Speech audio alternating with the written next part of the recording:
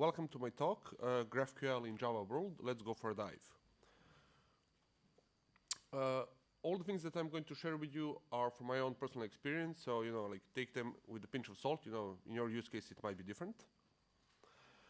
Let me introduce myself. My name is Vladimir Dejanovic. This is my Twitter, my mail, my blog, my GitHub account. If you want to contact me online or follow me or whatever. I'm part of professional IT scene since 2006. In other words, I'm getting paid for developing software since 2006. And over the years, I worked on all kinds of projects, technologies, methodologies, you name it, I did it. Also, I'm a founder and leader of Amsterdam Java user group. And beside this, I'm giving talk at conferences. And also, I'm Java 1 Rockstar and Code 1 Star. Okay, but enough about me. What this talk is going to be about? Well, first of all, we're going to talk about GraphQL, what GraphQL is, what GraphQL isn't, things like that.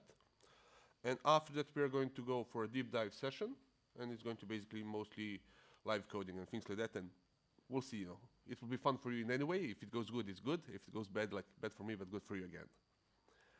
At the end, there will be probably a lot of time for questions. So if you have any questions, please wait until the end. And let's start. So what is GraphQL? I'm not sure about you, but whenever actually I encounter some problem that I don't know, I try to find the answer on the internet, right? Like everybody else, probably. So I went basically on the internet and started searching, okay, what is the GraphQL? And this is the definition which I got. GraphQL is a query language for APIs. Whatever that might mean, right? So I was confused, and then I started reading more. And then basically I came up with a very simple answer to what the GraphQL is. GraphQL is a specification, nothing more and nothing less. It is just a specification, and again, it's important to remember this because we as developers, we don't work with specifications. We work with implementations of a specification. And again, as you probably know, not all implementations are equal. Some may be implemented whole parts of the spec, some implemented parts of the spec. Maybe some of the implementations diverted from the specification in some way, some other in other ways. So we need to be aware of this and also know, okay, which implementation we are using and basically how it basically goes in the ecosystem of what we're doing with it. In a nutshell, GraphQL consists of only two big parts. First big part is schema definition language, and here is basically the way that you define how your API is going to look like. And this is a very big part of a GraphQL, and it's very sophisticated. And if I compare it to some other specific schema definition languages which you might know from the REST, for example, Swagger, OpenAPI Spec, API Blueprint, and things like that, this is much more sophisticated and it's much more complex. And we'll cover that in details during the talk. The second part is a query language. And basically, this is the communication between the client and the server. Basically, what kind of information goes one way and the other. And this is also a big and complex part of the GraphQL. And also, we're going to actually go through it in details during the talk, because luckily we have a lot of time. One thing that you need to be aware of when we're talking about GraphQL APIs is that the schema is a mandatory thing. So if you know REST, you probably know that in REST, we can have a schema. But it is an optional thing. If we don't have a schema, everything is still going to perfectly work. Well, it's different with the GraphQL. In GraphQL, you have to have a schema. There are two ways that you can do this. So either you first write the schema, and then you write the code to actually wire it, code to the schema, or you can go other way around, basically write the code, and then basically from the code generate the schema. It doesn't matter which way you go, you have to have, in the end, you have to have a schema. And the reason for that is this. Basically, when you have a client and a server, on the initial connection between the client and the server is going to basically send the schema to the client. It says, okay, this is the schema, basically schema definition of my whole GraphQL API. So then the client can actually save it somewhere, and before even sending any kind of request to the server, it can validate, okay, is this request according to the schema or not? Is it good or not? Because again, if you know that it is not valid request, why even send it in the first place, right? Why bother? Even if you're a very naughty person and you actually force the client to send invalid request to the server, what server is going to do is first going to take your request, validate it according to the schema, and check, okay, is this good or not? And if it's not good, it's going to send error right away. It's not even going to spend any CPU times or processing or anything. It's going to basically do validation for you. And this is a very nice feature of a GraphQL, which means basically then that whenever actually our code, which needs to do some business logics, gets some data basically request from a client, we can be sure that it's validated, it's according to the schema, that it's a valid request. So it's easier for us. So now basically when we have like general idea what the GraphQL is, let's go for a fun part of the talk, and that's basically a deep dive. So in this demo, throughout basically the next few hours, I'm going to build like a demo conference app, so to say. And again, what any conference actually has, well, it has attendees, right? So that you can't have a conference without attendees. Also, you have speakers, right? People who are giving the talks, and also we have a thing which actually connects the attendees and a speaker, and that is a talk. So, like I always said, I'm going to actually use the Java implementation of a GraphQL implementation, which is called GraphQL Java. And I always say talking is boring, let's show us the code. So in this case, all the code is already online on this URL. Basically, it's already like built on basically on the branches, so you can actually see how it actually goes through the code and basically going from the one step to another step. So with that said, let's actually go to the code and let's see what we have. So is this big enough for everybody? Yeah, okay. So first, like I said, we have attendee, right? And attendee basically has an ID and a name, nothing complex. Also, because I'm using a database, I have annotation entity, and I have one other annotation data from a box, so that basically I get all the getters and setters for free, because I'm a lazy person and I don't want to write code if I don't have to. Then we also have a speaker. The same thing with the speaker. We have entity, we have data from Lombok, we have an ID, we have a name, and we have a Twitter account. Then we have a talk. Yes, we have a talk. In case of talk again, entity, data, we have an ID, we have a title, and we have a description. So that's our simple POJOs, and basically this is how our database looks like. By the way, I'm using H2 in memory database again because of, so that I can demo everything in an easy and fast way. So then we also have attendee repository, and here I'm also using Spring Boot. So again, like I have attendee repository, and I'm going to extend JP repository from the good people from Spring, and I say, okay, my POJO basically is entity is attendee, ID is along, and I just say, okay, at repository, and that's it. And the Spring will take care of everything for me. So it will create whole repository for me. Again, if I can skip writing code, I prefer that way. Similar thing we have for a speaker. Again, speaker repository, extends JP repository for speaker, ID long, and again, repository. Then we have a talk repository. Again, similar thing. So all of the boilerplate code is already there, so that we don't have to spend time now writing that. And also I define some services, basically with attendee service, with some things that I'm going to use later in the code. Similar to that, speaker service, again, some code that I will be using later, and talk service. Okay, so like I said, in the case of GraphQL, there are two approaches, code first or schema first. My personal preference is schema first, so that's exactly what I'm going to do. Here I'm going to actually now define the schema. And for defining the schema, we can use like scalar types, basically for the fields.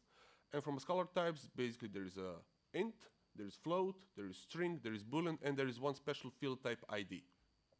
ID is basically the same like string, but the whole idea behind an ID is that, okay, it shouldn't be read by humans. So let's define what we have here. So we have a type, right? Attendee. Oops. Attendee. So what should I put here? Well, the simplest thing is I can just go here to the code and just do a copy paste.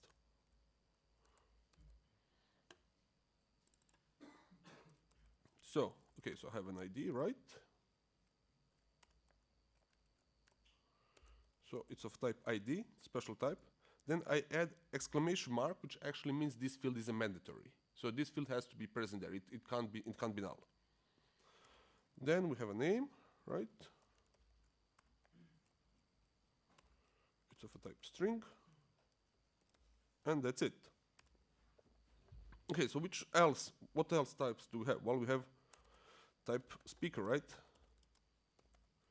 So what the speaker has? Well, I know it has an ID. I know it has a name. And it has a Twitter. Again, type string. If I know how to type.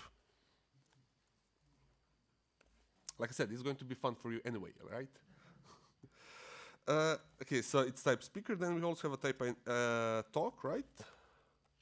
So at this point, I'm not doing anything else, just copying paste basically what we already had in the code. So I was, let me just check. It was title, okay, title and description, yes.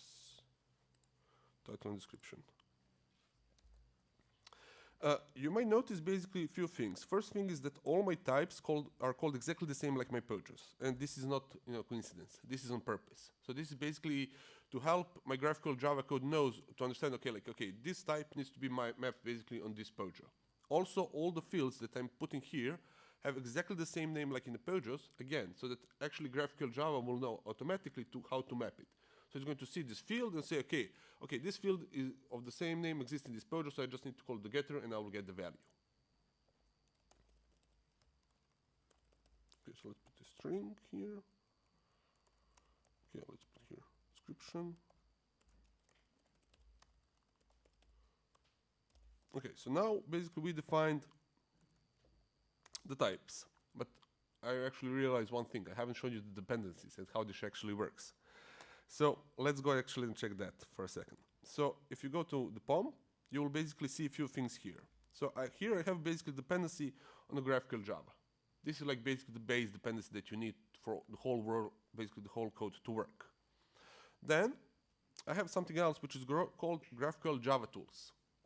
And you can think of this as a lot of helper and nice things that actually the good people from the GraphQL Java created for you, so that you don't have to like write the whole long boilerplate code. So basically here are some helper things that actually make your code work better and easier. Last but not the least is GraphQL Java Servlet. And basically again, GraphQL Java can be exposed over whatever you want to do. So it's not really opinionated. In this case, I'm going to just use simple servlet, Java Servlet, to actually connect the client and basically my graphical Java code. So that's why I need this dependency here. Okay. One important thing that I forgot also to mention in case of basically here. So like I said, I have scalar type ID, I have scalar type string, int, float, boolean. You can add scalar types yourself. So you can even create the scalar types, whatever you want to do. The only thing that you need to remember when you're creating the scalar types is that actually the backend systems need somehow to understand it and know how to interpret it. So you can even create your own scalar types. That's not a problem. For example, scalar type date or things like that. Okay, so now that we have types, let's actually come to the heart of a GraphQL, the most important part. And that's called schema. So here basically I define what the user can do. Because with the types, it's only, I'm going saying to the user, okay, we will have these types, but I still didn't give any power to the user to actually do something with it. So in GraphQL, basically, their query language, there are three big parts. So there are three things that actually user can do. The first thing is query, and the query is read-only. So remember that it's read-only. When you're implementing the code, which actually is doing the query, remember that it should be read-only. You shouldn't change the data. Again, you can be naughty person and actually change the data, but please don't do that. Because GraphQL will think, okay, if this is a query, it is read-only, so actually I can run it in parallel. So if multiple requests comes, okay, no data will be changed, so I will just, run everything in parallel. So don't change the data in the queries. So let's define this here. So we'll have query of a type query. And again, here we can just define type, query, and okay, so what we can do here. So notice one thing, very important thing, that this query, this type query, from a GraphQL point of view, is exactly the same like all other types. So it's not really, it's not special type. It's exactly the same like everybody else. For us, it is special, of course, because we know that it's actually for reading only data. But from the GraphQL point of view, it's like everybody else. Okay, so let's add here all talks, right? And so we'll have basically all talks and return array of talks. Okay, so now when we have a schema, let's actually make our code work, right? So again, like I said, I'm using the Spring Boot application. So here's the Spring Boot application. Here I have some code which is commented. So let's uncomment it. So you will notice here a few things. First thing first is here. I'm defining a bean with the servlet registration, yada, yada, yada. Basically, in a nutshell, this is a standard way how you're defining basically a servlet in a Spring Boot application. So what I'm saying here is on this URL / GraphQL, basically, register this servlet. So here I'm using simple GraphQL HTTP servlet, which is coming from a GraphQL guy. So like I said, I don't have to write the boilerplate code for it. On that, I call the new builder. Here I provide basically the GraphQL schema. We will see it later. And I do build, and that's it. And I will basically create from my schema the servlet, register it on a URL, and basically all the magic will happen. So it's very nice. So here, basically, when we're defining the schema, what we need to do. So basically, we say schema parser, new parser, file, and basically then provide the schema that I was writing just a few seconds ago. Then we have dictionary, which you can ignore for now. And we have then resolvers. We can also forget them for now. We can say build, make executable schema, and that's it. So it's not very a lot of code, right? And all should work. Well, let's, oops, why are you here? Go away. So if I basically build the code, it will build eventually.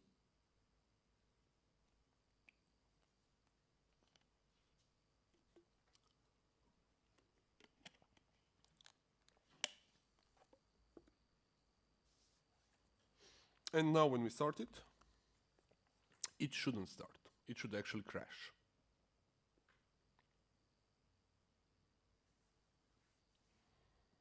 And it shouldn't crash, it should crash because of a very simple reason, and that is like I defined a type, query, which the GraphQL Java has no clue what to do with it. So, hopefully, no? Yeah, so it crashed. Basically, it says here somewhere along the way, basically I have no clue what to do with the query. But okay, so let's kill this, and let's actually now fix that problem. So basically what I need to do is I need to create basically here a new package, because I like to organize code in a nice way, and let's call it resolver. And then basically here let's just define new class, and let's call it query. Again, I'm calling it exactly like as I call it in the schema, so that basically you can be doing, so the GraphQL Java can do one-to-one mapping in an easy way. No, I don't want to add it to the Git. Okay, so what I need to do here is I need to implement GraphQL query resolver. So with this basically here, implementing GraphQL query resolver, the GraphQL Java will know, okay, this is the querying, so this is the read-only thing. Then let me add required args constructor. Okay, then let me add here, again, like I'm adding a Lombok required arg constructor so that it again generates the constructor for me out of the box. So let's say private attendee service, private final.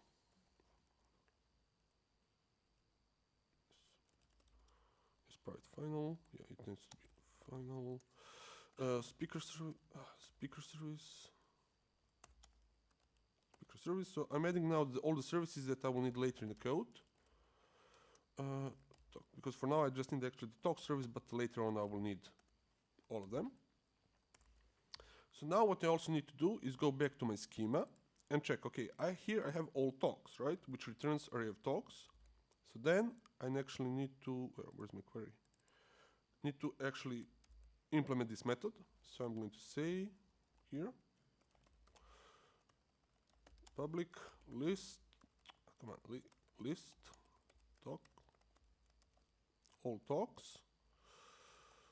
Okay, I don't have any arguments, and then, oops, come back, and then I say just return talk service find all. And that's it. And now we just need to import stuff, import class, and that's it. So that's it. The only thing now that I also need to do is also here basically add query to the resolvers. But before doing that, let me actually here add some stuff that I will need. So here I need attendee service, speaker service, talk service, yes. And then I can here attendee service, speaker service, speaker service, yes, speaker service, yes, and then we have talk service, okay, cool. And now here I can just say new query, and say attendee service, speaker service, talk service. Now I import this, yes, and now we should have all the code that we actually need. So now if we build the code and run the code, everything should work, if I didn't do any typos, but we'll find out soon.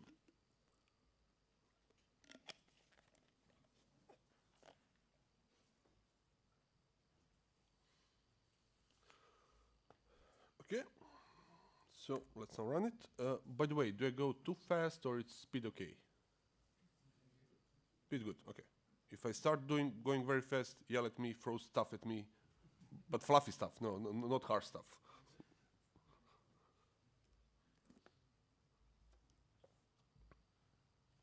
Okay, so now while this boots up and starts, okay, so it started.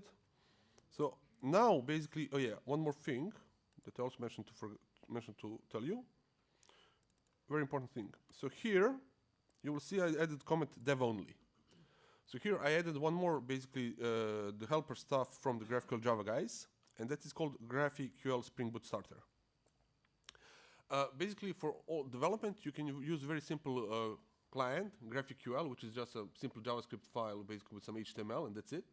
However, make sure that it's present only in development. Don't push this to production. So when you're pushing to production, remove this part. So here when I go to localhost 8080 and go to GraphQL, I get this beautiful thing here, which is basically GraphQL interface, where actually now I can play with my API and see actually what's happening, what's working, what's not working. So if you just remove this, so as we say, we have the query, right? I can have all talks, and notice that I have here autocomplete, which is a very nice thing. There is a title and description. So now if I run it, voila, I get some data. Is big enough or should it be bigger? Good? Okay. So how do I actually have like autocomplete here? Well, if you remember when I said basically initial connection between the client and the server sends the whole schema. So basically then in this case GraphQL can understand, okay, now I have a schema, so now I know how to basically autocomplete because I know what the possibilities of a query there is. Another very nice thing is I'll also here have documentation for free. Because again, from this schema I can generate documentation on the fly, so I can see, okay, I have a query of type query, which has all talks, which will return an array of talks, and here's basically the field for the talk. So, very nice things, right? Well, I must say to you, first time when I saw this, I wasn't really impressed. Because I was saying, okay, like, yeah, but you know, I could do this with the rest very easily. But then, you know, some more and more interesting things start to actually happen. So the first thing is, what if I'm interested only in the title? Well, I can remove it, right? And let's see if it works. Yeah, it works. So I get basically filtering for fields for free. This becomes much nicer, right? Then maybe I don't want to call it this title in my response, because if you see here, in response I have a data, and then the all talks and the title. Maybe I want to call this, I don't know, let's say my title. So I just do this, and I get my title. So I can rename fields in an instant. Also, I don't like this all talks. So maybe we can rename also this. Let's try. Let's call this talks, and like do it like this. So now it's becoming a little bit more and more interesting, right? Because like now the client can actually do more and more stuff. Okay, but what happens if, for example, you know, like I send some error, you know, how it actually is going to happen? Because again, whoever built the REST API probably spent a lot of meetings and time and discussions, okay, which error codes should we use, how should we actually format the errors and all those kind of things. And then once you finish everything, you know, the users come and say, we hate it. So the nice thing about GraphQL and that its specification is that it's already defined for you. So if I put here something which I know it's not exist, I get the error, and so basically here I have a data, which is a null, and I have an errors, and basically this is how the errors look like. Again, there are ways that you can actually override this, that you can provide your custom errors, that you can actually do a lot of nice things here. If you don't do anything, this is what you get out of the box. Okay, so now that we looked a little bit at the GraphQL, let me actually go back to my original basically thing that I said, that I like schema first approach. So why I like schema first approach? Well, I like schema first approach because again, in most cases where I worked, there is one producer and multiple, consumers. And then majority of the people who actually then you need to figure out, okay, how to, structure things that you're going to send with them, and then basically, how to do it. So if you go with the code first, basically you as a producer need to produce everything, write whole code, put it somewhere, and then basically then you get the feedback.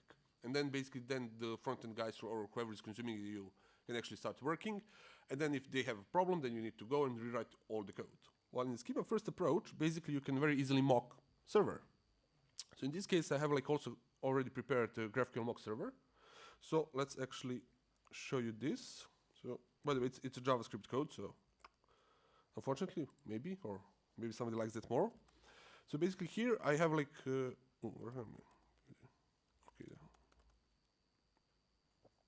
So basically, okay, here I have my code, and when I actually say look at README, let me actually put it up so you can see. So I already prepared the code, everything is set and done, and basically the only thing that you need to do is just run it from a Docker. So basically you just need to copy your mock file basically here into data/mock folders, and basically then run it with this command, and that will be it.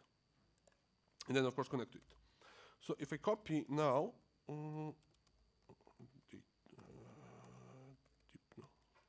dive. If I copy now my GraphQL schema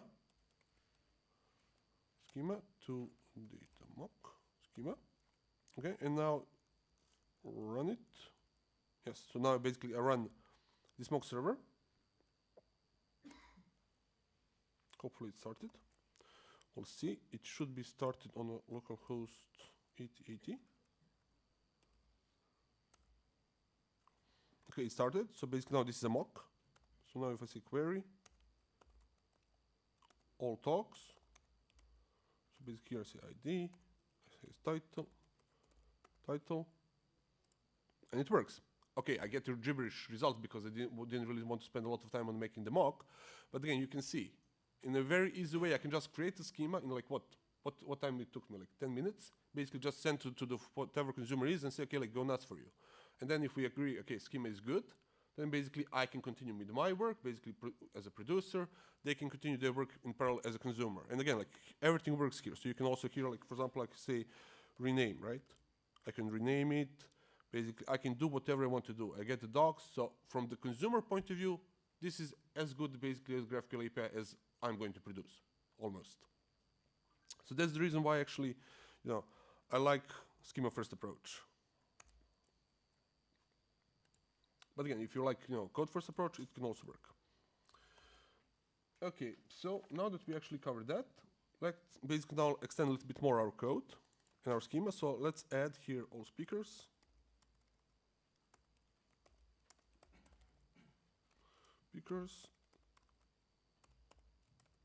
Speaker, right? Then let's say add, why is this thingy? All talks, talk.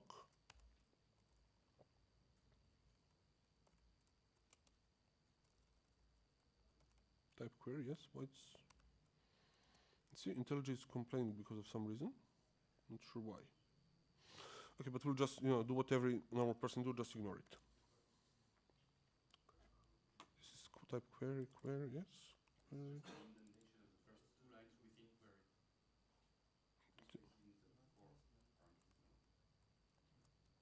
Oh, maybe, yeah. I know, it will work. This is just IntelliJ plugin for the GraphQL, so. Sorry? Oh, 25, yeah. Good catch, thank you. Attendee, yes. Yes, thank you. What should I do? What would I do without you guys? Thank you very much. Okay, so basically, we just add here, right? Add these two things. Let's basically then extend the query. Okay. So again, very simple thing, right? Like the same time, last time, public list speaker. speaker service, find all. That's it. Let's import speaker. Then we have all attendees. Public list, attendee, all attendees. Let's return attendee service, find all. And now we basically have some more stuff. Oh yeah, thanks. See? Thanks, thank you very much. So now basically we have all speakers, we have all attendees, we have all services, but again, it's at the moment it looks like we're just building the CRUD REST API, right? Which doesn't really add a lot of value. So let's actually, make it a little bit more better. So let's now actually to this talk, add field speakers. Yes, and it's going to be an array of speaker because it may be one or more, right? So let's see actually how we can do this. So how we can do this, of course, is we can actually extend the Pojo and add, list all speakers basically, and then get it some way in a crazy way. But the nice thing about the GraphQL is actually that, like you saw, I can do the filtering on the fields, which means that if I don't call for some field, resolver for that field will not be called. And maybe, this thing here is going to be very expensive operation for me to do, so I don't want to actually then, push this code to the Pojo, because then it's going to basically kill everything in performance, and, maybe nobody ever asked for speakers for a talk, and then, you are requesting every time from a database. It just doesn't make sense. So what we do actually instead is we add talk resolver.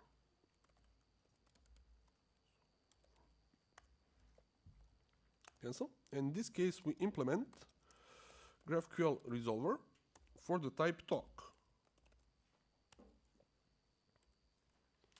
So what actually we are doing here is we are saying to the GraphQL Java, okay, whenever there is a field, like it's here, in a type talk, but that's not part of a Pojo, so you don't know how to resolve it, basically then it's going to search for a GraphQL resolver of a type talk. And previously in a query, we have like GraphQL query resolver. So that's the difference. We have GraphQL query resolver for queries. For the types, it's basically just a GraphQL resolver, and then we put, okay, which type it is here. So now we need to add required arguments constructor. We need to add private final speaker service. Speaker service. And then we need to find what was the name of it. Was speakers, right? Yes, it was. Field was called speaker. So I just do the copy paste again. Copy paste for the win. I'll just say here public list speakers. And now in this case, I'm going to actually get an input parameter. An input parameter is going to be talk. And then say return. Speaker service, find all speakers for talk.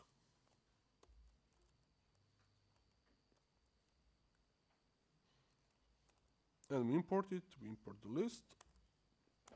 And yes.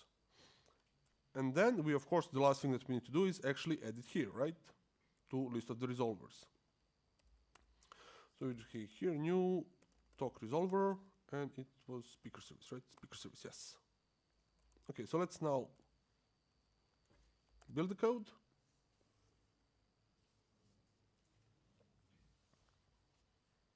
And then we can also start the code. So as you can see, like basically we have different types of resolvers here. We have basically the GraphQL query resolver when we're reading only. For all other types, basically, we just say, okay, GraphQL resolver, and we provide for each type, and that's it. Okay, so this one is compiled. Let's start it.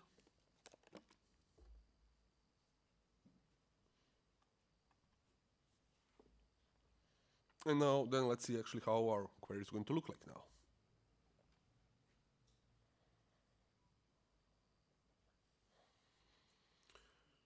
Come on. Okay, so it started. Again, very important thing whenever you're playing with the GraphQL is always refresh your browser.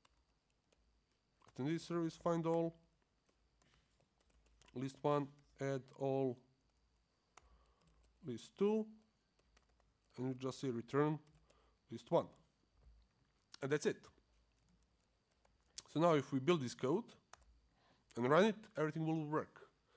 And again, first time when I saw this, I was like, haha, so in this way, actually, I can express my business requirements very easily instead of going like through the crazy stuff to actually meet their requirements. From technical point of view, their requirement wasn't really nice, but from a business point of view, it really made sense.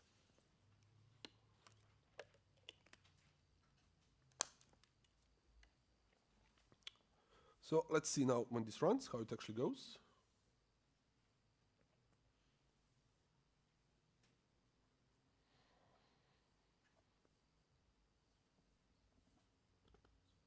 Okay, so it started.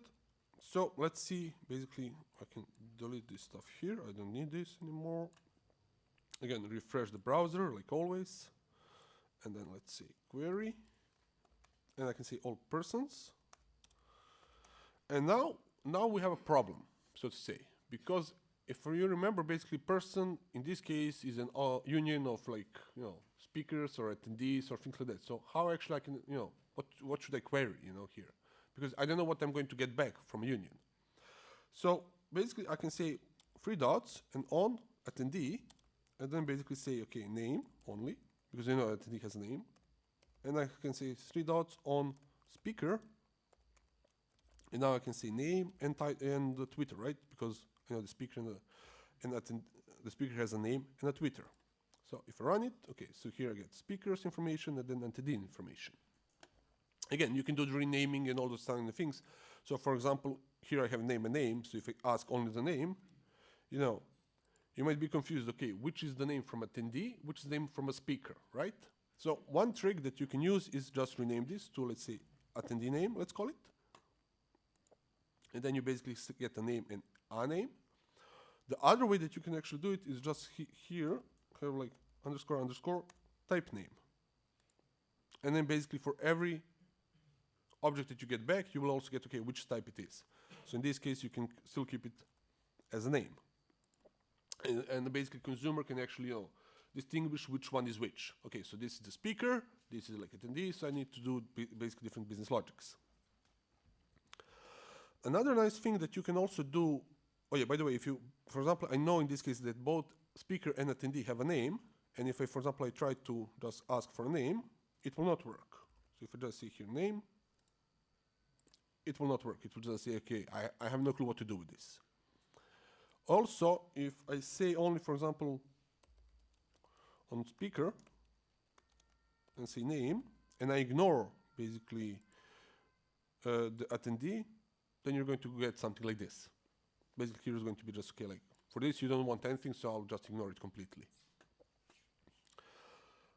One more way that you can actually, make this much more easier and more user-friendly is to actually define the fragments. So you can say fragment, and you can say some name, my fragment, for example, fragment, and you say on attendee, and then you say, okay, what you want to do, name. And then here, basically, I can just put 3 and say my fragment, and now, basically, I get everything that I needed to get. So now you actually see what I said, like that the GraphQL query has a very powerful query, query language. You can do a lot of crazy stuff with it. Oh yeah, by the way, it's not only that you can include stuff, like I demonstrated you can also skip stuff, so it's like you can do other way around. So there's a lot of nice things there. Okay, so that's basically about the unions, about the fragments, about the type names. So let me just check my notes. Okay, so I demonstrated that. Okay, so let's go a little bit more. So let's kill this one. So let's actually now define something else. So again, you might say, yeah, but for example, I want to group some types because they have some similar fields that actually they have. And Java developers know for something called interface a long time ago. And we also have interfaces here. So we can say interface human, and every human has a name of a type string, right? So now what you actually say here is type human extend implements, yeah, my bad, implements, I always forget, implements human. And also speaker implements human. There is one very big difference between interfaces in Java and interfaces in the GraphQL. In the case of Java, we just say, okay, we have an interface, we just, like implement it and that's it. And basically all the fields and signatures will be copied basically to our own Java code, right? In case of a GraphQL, that's not the case. So you need to basically copy paste everything from the interface to your type, or the GraphQL is going to complain and say, okay, like you're missing this field. It's not as optimal as I would like, but that's the thing. So now again, I can use a human like any other type. So I can say here all humans. And I can say human. And now to actually implement this in the code, I can define the interface human if I want, but I don't have to. Everything will work also with an object, but let's be nice and say let's define interface human. Okay, now let's go back to attendee. It will implement human. Then we have speaker. Also, it can implement human. In my case, it's not really going to add any value, but in your real use case, it might add some value, because you can add some stuff then into interfaces to actually make sure that it's all is good. Now let's go to the query, and let's define this list human, all humans. And for the implementation, I'm just going to copy paste implementation from the above, because I'm lazy and I know it's going to work, because that's how I defined my basically example. Okay, and now let's just build the code and start the code and actually then play a little bit with the interface human.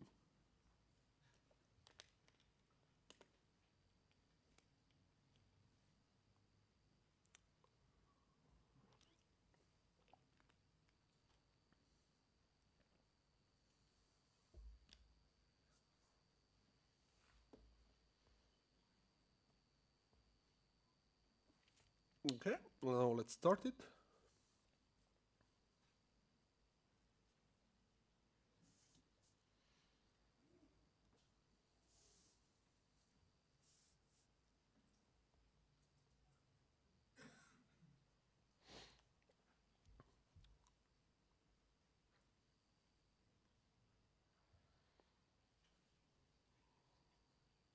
Okay, it started, so now let's basically play with it.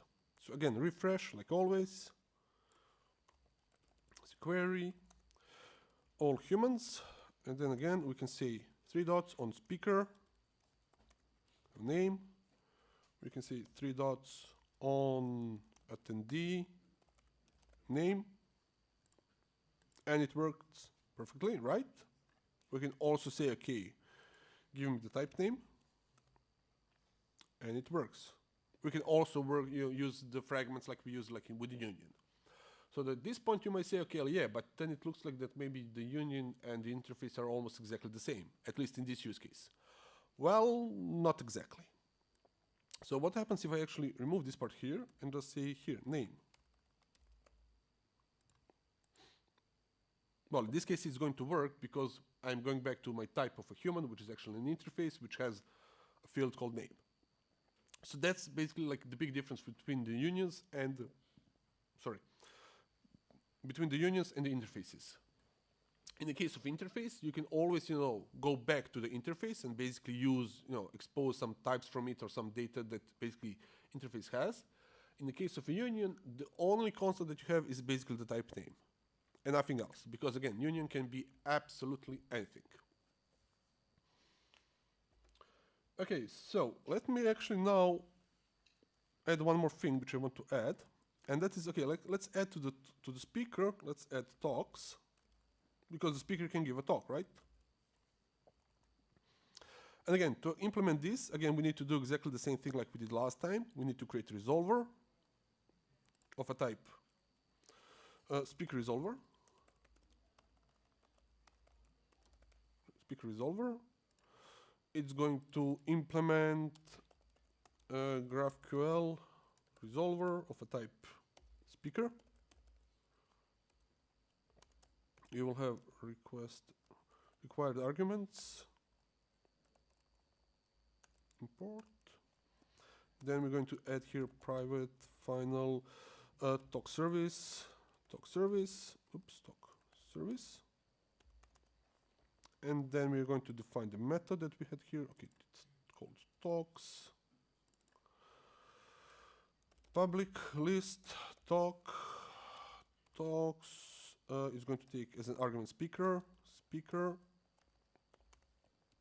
return talk service, find all talks by speaker, yes, that's that. Basically import list. Okay, that's good. Now we also need to basically add it here to the list of the resolvers. New speaker resolver, which is basically as a talk service, and that's it. So now, okay, I forgot to close this one. So now if we compile the code and actually run the code, we will also be able to go from from the talk to the speakers. And I'll show you why this is an interesting thing in a second.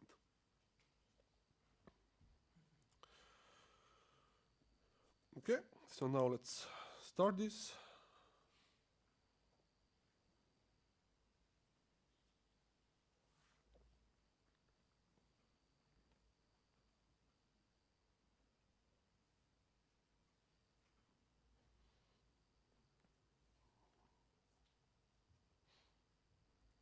Okay, it's taking its time, like always. So what can you do? Okay, so it started now. So now again, let's refresh the browser, like always. So we say query. So let's say all speakers, right? All speakers. We say name. Then we have talks.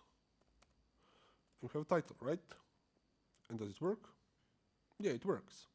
But if you remember, talk has also speakers, right? So what happens if I say speakers? I say name. Okay, it works. But the speaker has a talk, right? And it works. And of course, the talk has a speaker. So you get my point. Basically, here we have a cyclic dependency, and this can go indefinitely. So this is a very important thing that you need to remember when it comes to GraphQL, that you can very easily shoot yourself in the foot and maybe do something that you don't want to do. And I'll basically talk about this later during the talk, actually, what should you do in this case and, how to protect yourself. But for now, it's a very important thing that you're at least aware of it. So let's kill this one. So, like I said, GraphQL query has 3 big parts. And so far, we basically covered the query read-only in very big depth, right? But I think that everybody will agree that, at some point, if the only thing that you can actually do is read data, it will become very boring, very fast. Because in the end, we also want to change the data. For changing the data, in the GraphQL, basically, we're going to use mutations. The big difference between the query and mutation is not only that, of course, query is read-only, mutation is actually changing the data, but also the way that it actually they're like run. So in the case of a query, because it's a read-only data, you're not changing anything, you can run it in parallel. In the case of mutation, because you're actually going to change the data, it has to be run in sequence. So that's why I said, make sure that you don't change your data during your queries. So let's look how actual mutation looks like. So again, we go back to our schema. We go to our schema, basically part of the heart of the GraphQL. We say mutation, and we say mutation. And that's it. Okay, I hate you. Mutation. And again, this mutation is as type as any other. So we can just define it here. Say type, mutation, and that's it. And then basically what we can do is say add speaker. And let's provide with a name, a string, and it's going to return back a speaker. Important thing to remember about this, query, mutation, and all those kind of things. You don't have to call them query mutation. You can call them, even Joe if you want. You can use whatever name you want. As long as actually the code, which is going to implement it, are called in exactly the same names, so that GraphQL Java knows how to actually, wire one-to-one. However, for the sake of everybody who's going to come and look at your code after you, use mutation and query because that's universal, and then everybody knows exactly what you mean by that.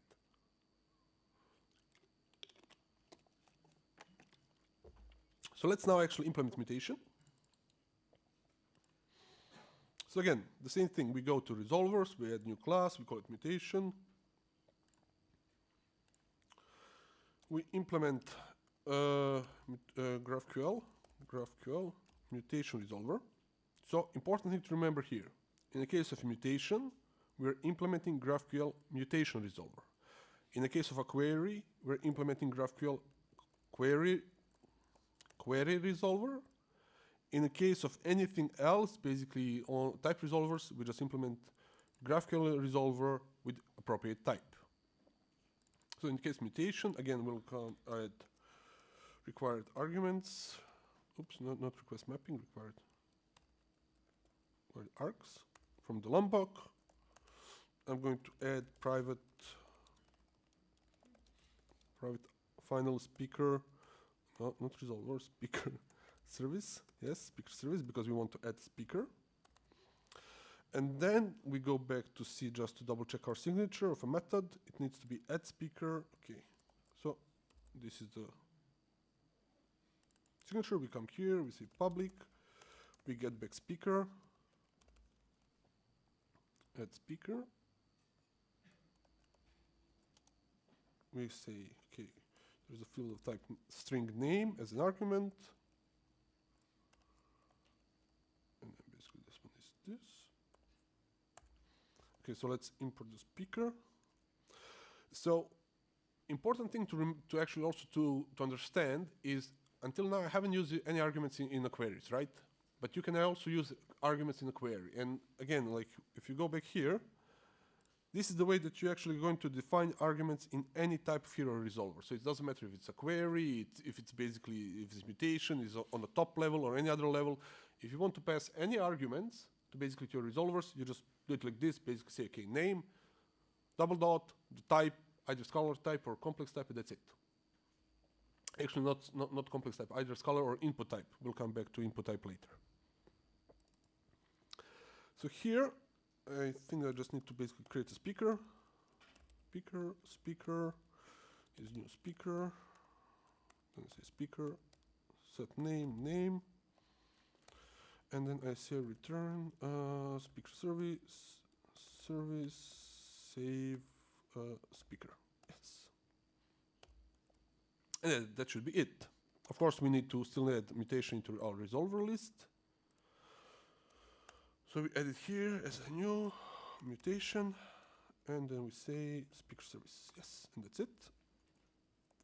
So now, if we build the code and run the code, everything should be working fine, and now we should be able to actually add the speakers.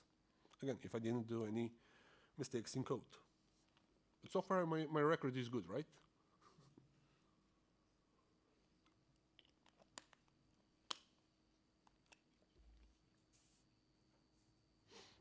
Okay, so let's now run it.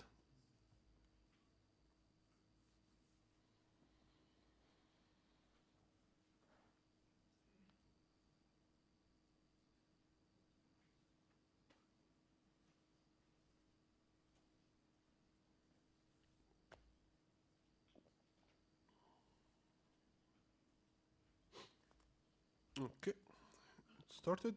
So again, let's refresh. So first of all, let's see which speakers do we have. All speakers. Okay, come on. ID and the name. Right. Yes, ID name, who cares? Okay, so basically this is the speakers that we have, right? So actually let's now, add a speaker. So we do mutation, we say add speaker, then we say name, Devoxx France, right? And we put get better name and ID and a name. And if we run it, voila, it works.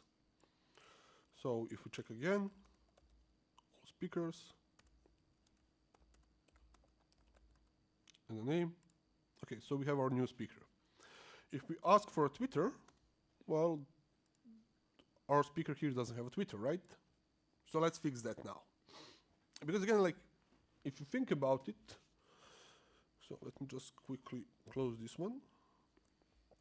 So this is nice. We can now actually add the data, but what happens if we basically need to here provide it with a lot of parameters, like 15 or 20 or things like that? It's going to be very long string, very, very fast. So that's what it would be very nice if we could here just say instead of string, if we can here just say speaker, right? It would be a nice thing to do, right? Just saying actually the speaker, actually like, yeah, this would be then speaker. Speaker is of a type speaker, but we can't do this. So the types that we defined actually here are for reading only data. So if you want to actually provide here something which is not a scalar type, but like a complex type, then you need to define basically the input type, which is input. And we can call it speaker input. Speaker input. And then it can have a name of a type string, and it can have a Twitter of a type string. And then basically here we can say speaker input.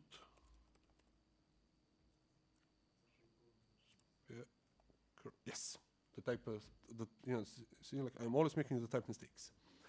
But now at least GraphQL is okay. But let's see actually what we need to do for Java code to work. So we can just do copy paste to this one, speaker input. And here we can just create a new Pojo, Java class, speaker input, cancel. We don't edit. We just here again add Lombok data. That's it. And we can. This thing is always copy paste things. It's always fun then because you can't do the the typos. Maybe you can. Who knows? So basically here we have a private field, private string.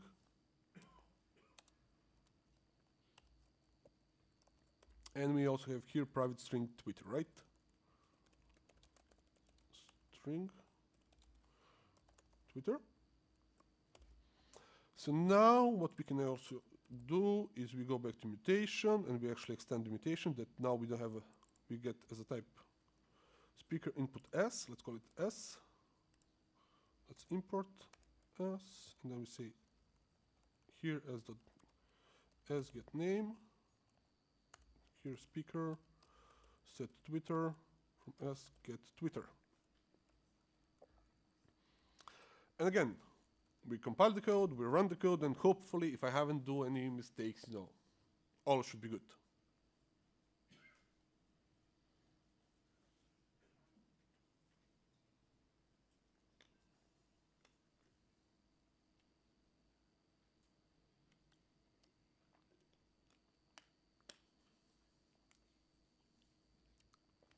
Okay, so it's compiled, let's run it.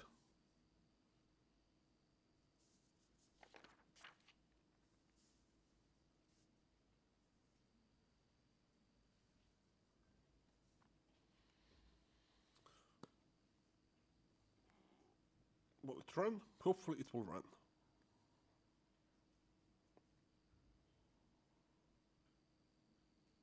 Okay, it started. Again, the same thing. Let's refresh. Let's clean this one. Let's see, query. Query. Oh, no, not query. Mutation. I want to have mutation. Mutation. I want to add speaker. And this is speaker. And here we basically just put a simple JSON name. Oops. Name. Devoxx for friends. Twitter. Friends, and that's it. And we get back ID, name, and Twitter. And voila, it works. Perfect, right? So basically now you see how you can actually very easily pass parameters, and also again, the fact that I used the input parameter for actually defining in mutation, you can also use them in the query. So it's not like you can use them wherever you want to use them. But the important thing to remember is whenever you're actually dealing with the GraphQL query, with the inputs, it's either scalar type or input type that you need to define or import from somewhere. Types are for reading only data. So that's it. Okay, so now, basically, let me actually show you how you can make this code like much simpler if you're using the Spring Boot. So let's actually clean up the code. So what I'm actually going to do first here is go to the POM and find this part here, which is actually commented, which is called the Spring Boot starter. And let's uncomment this part here. So then let me go here and let's basically comment this part here that we were adding resolvers and all those kind of things all over the place. So let's remove this. We don't need this anymore. Then we go here to the query. We remove this one because we don't need it. And we just add component. Spring component. I think it was from Spring. Yes, from Spring component. Then of course we can't have this one. So we need basically to remove the final. And now basically what we need to do here is we just add here resource. Resource you can also do auto wire, you know, everything will work still fine. Resource, okay, so that's a query. Then we do the same thing with the mutation. Component. Resource, remove the final. So mutation is done, component is done, mutation query are done. So let's now basically do also the speaker resolver, again, component.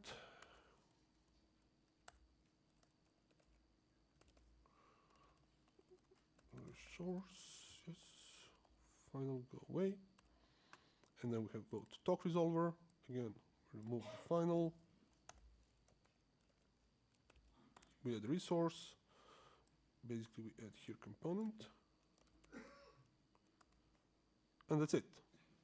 So now basically we really, you know, streamlined our code. So basically we have only resolvers, we have services, we have repositories, we have purges, we have only basically like either standard Java annotations or Spring Boot annotation, actually Spring annotations, and we have like, basically we don't even need this part here.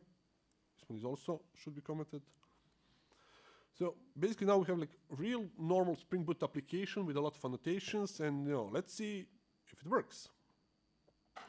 Again, in theory, it should work if I didn't make any mistakes, but you know, you never know, we'll find out.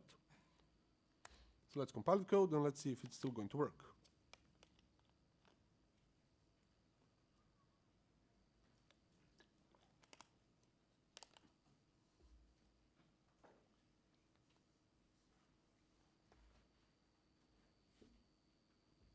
Okay.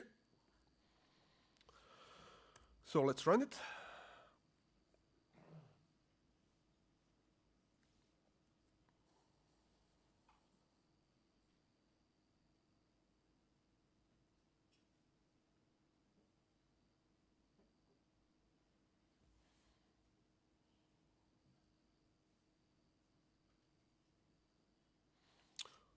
And will it start? It starts perfectly. So let's again refresh. And now will it work? Query. Yes, let's see all talks. Title, description, speakers. Speaker has of course a name and has a Twitter and has talks. And talk has a title. And we run it. And yeah, everything works fine. Okay, let's see if we do the query. Mutation. Add speaker. Speaker, yes, speaker. Name, let's see, Devoxx. Twitter, let's see. Something else, right? I forgot to actually add the Twitter.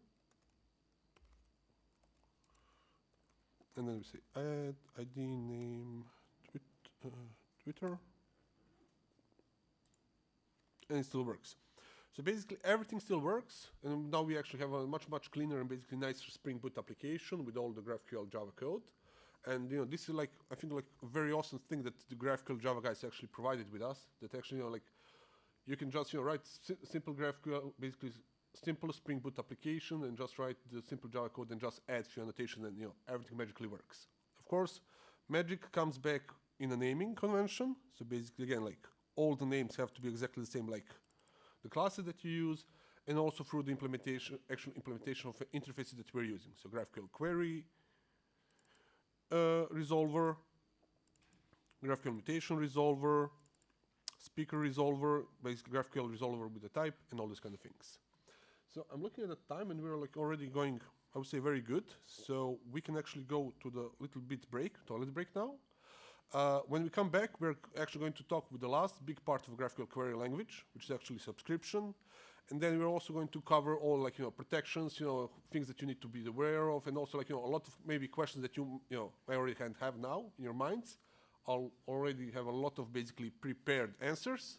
And if I don't cover all your questions, then basically, we can also cover them in the question part, all of them.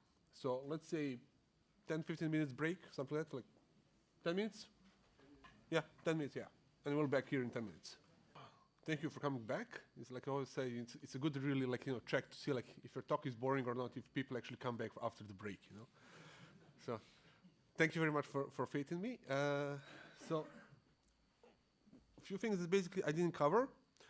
And again, I got some questions like during the break, so I want to actually cover them now. So the first thing is, maybe it wasn't clear enough, but the schema here defined, how schema is defined here is universal. Basically, whatever client you actually take into account, whatever server you take into account, every client and every server should exactly understand the same GraphQL schema. That's the whole point of it, and why it's like, why I like schema first approach, because it means then I can actually write the schema, and then actually I can send it whatever I want to do it. So for example, in the case of a mock server that I used, basically that's a Node.js application. And so basically here I have like app server, we just import server.js, and basically here I just import some stuff. I have some static data, I have some URLs, and then basically somewhere below here, I have like, I didn't look at this code a long time ago. So basically here I just, from the schema string, I just, make schema, then add mocks, and and that's it. Basically, there is not a lot of magic here. You can actually, it's online, you can check it. But like I said, like the whole point of GraphQL and schema is that it's universal. Wherever you go, any client, any server, it will understand it.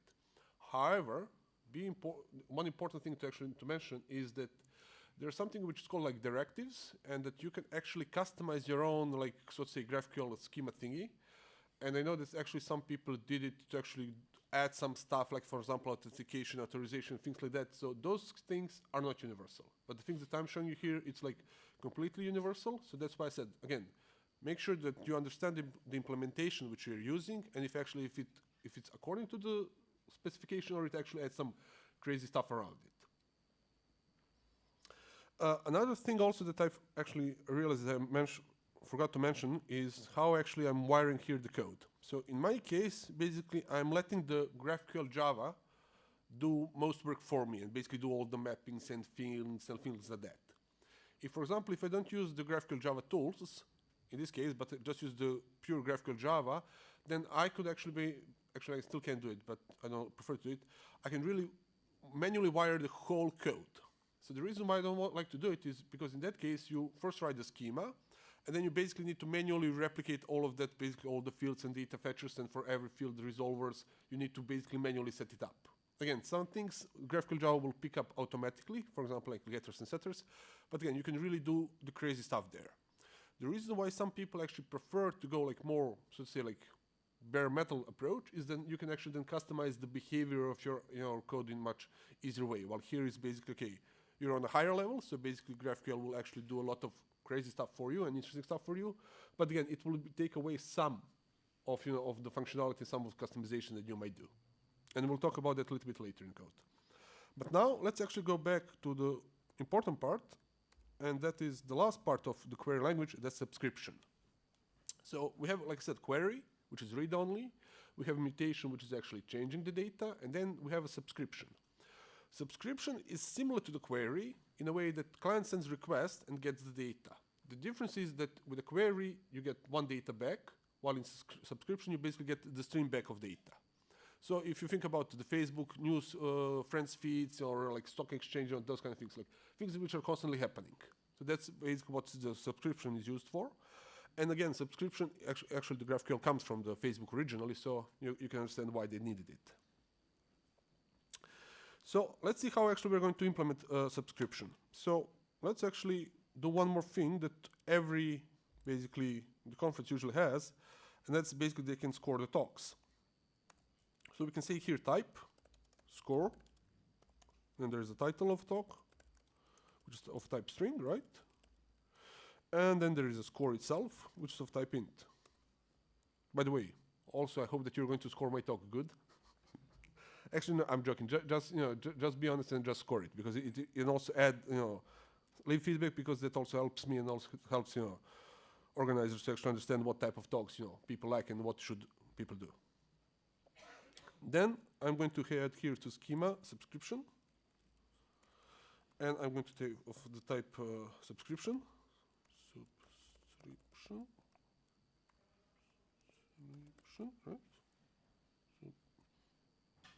Right? So I think I write it correctly. There is no typo. Then say type subscription, and I'm going to say, what did I say here? Talk scores, yes, talk scores for title, string, and here basically I get score. And that's it.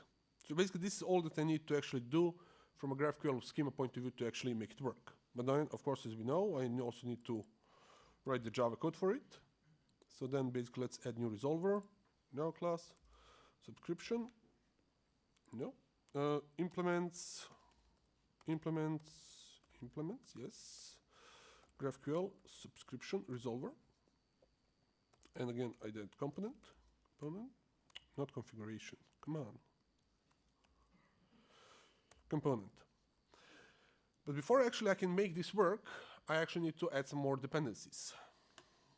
So if we go back to my POM, I basically need to add dependency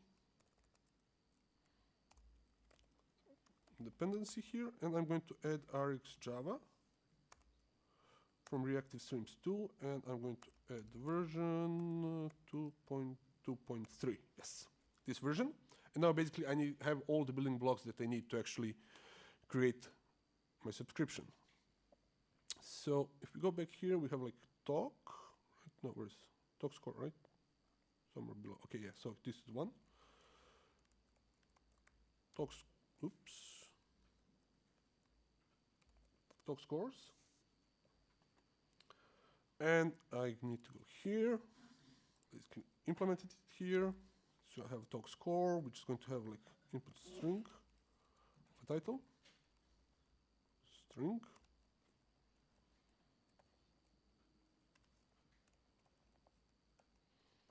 And here I'm not going to return back the list, but instead I'm going to return publisher of score.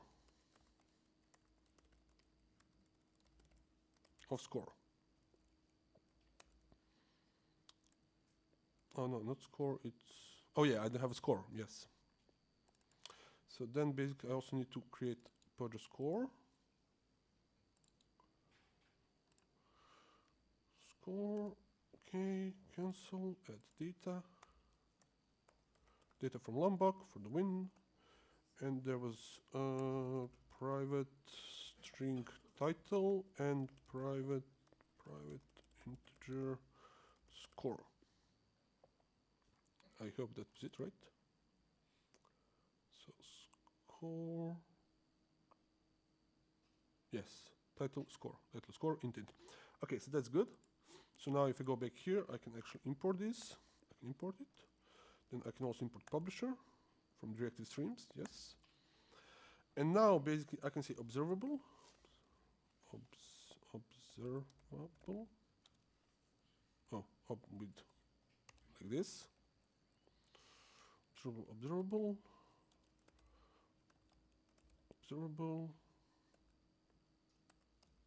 Create. Okay, so create. Let me see here. E of a lambda. Then we actually say scheduled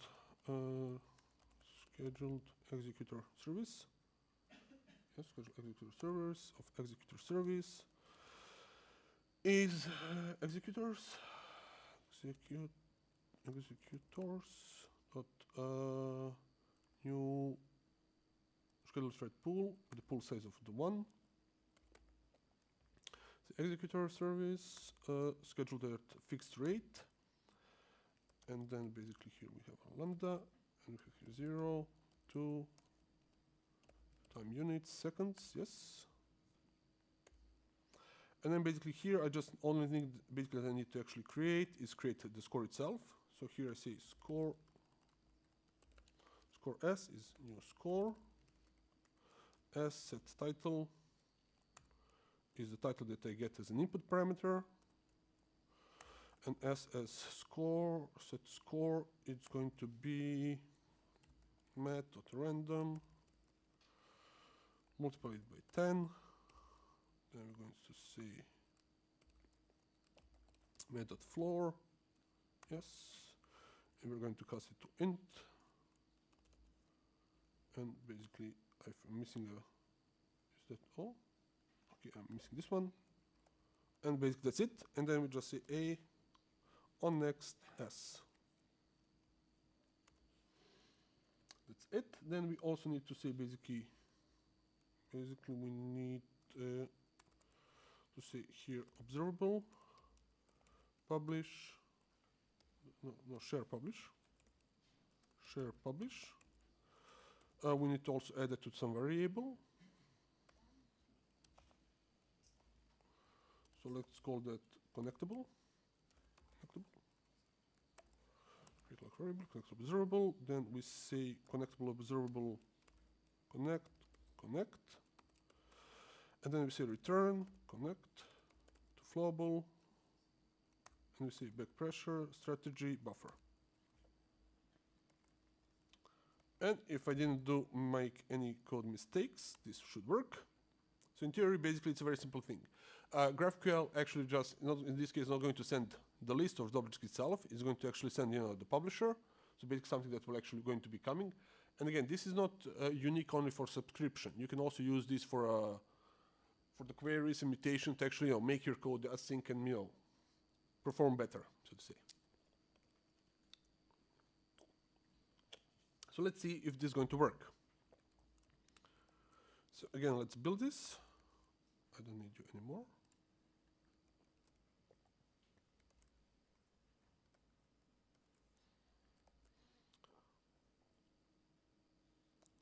So in theory now, everything should be working nicely.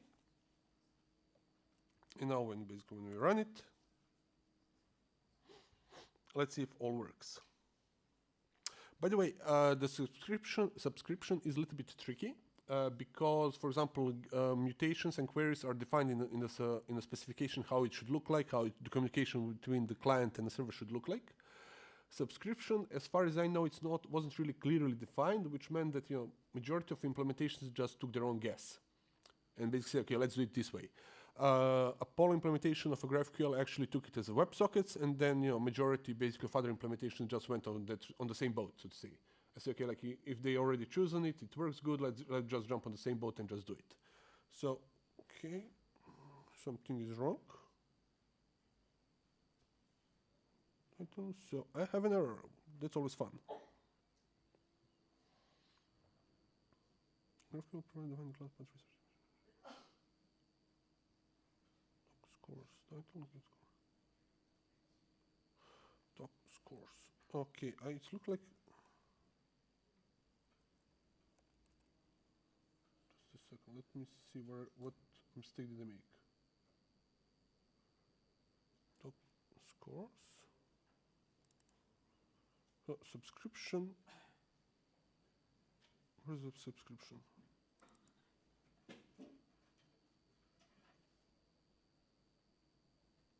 Subscription. GraphQL.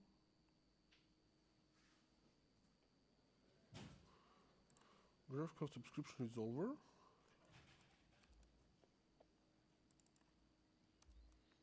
Subscription resolver is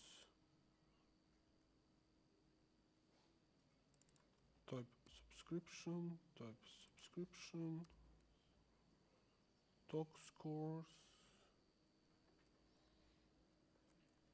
Okay, let's see. Did I compile the code? See, now actually the fun starts for me. because for some reason this doesn't work. And it's probably some stupid mistake that I'm overlooking. So in schema, I have subscription. I have subscription, right? Let's see. I have a subscription. So I have a subscription. I define the type subscription. The type subscription has talk scores, which says title and string, and it's basically returning back a score. Yes. Then basically the score has a title and a score. Okay. So then it means that I need to have a class called subscription, which I do. So subscription is subscription, which implements GraphQL subscription resolver. And it needs to take the talk scores, title string, talk scores, title string. This is component. Oh yeah. You see, I said it's thanks you guys once again. You know, see, that's why it's always interesting, right? It's not like I'm only coding for myself. Like we're all coding, right? So we share the errors also, right? Yeah. Thank you very much. Okay, so now when we compile the code, now it should work, hopefully. Now we have actually like all the methods that should be public, right? So that, you know, they can be used.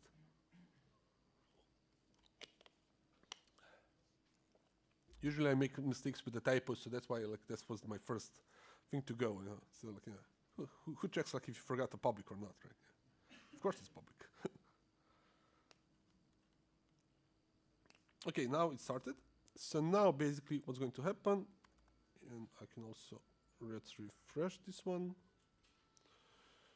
So I can also so we just say subscription, see talk scores, we say basically for the title, let's see, yeah, why not GraphQL? GraphQL, and basically we get the scores, which is basically title and a score. And now when we run it, it should eventually start actually happening, and now basically every 2 seconds we should get a new value. And you basically see this. Of course, because I just did this through the scheduler, this is going to like to go forever and ever, and it's never going to stop. So, but you get the point. Again, all the basically things that actually I showed you during the queries and mutations, like passing parameters, you know, like filtering the fields, you know, like doing like fragments, all the crazy stuff that actually I demonstrate to you all so far perfectly work also in the case of the subscription. So everything that so far that I showed you will work with the subscription like perfectly.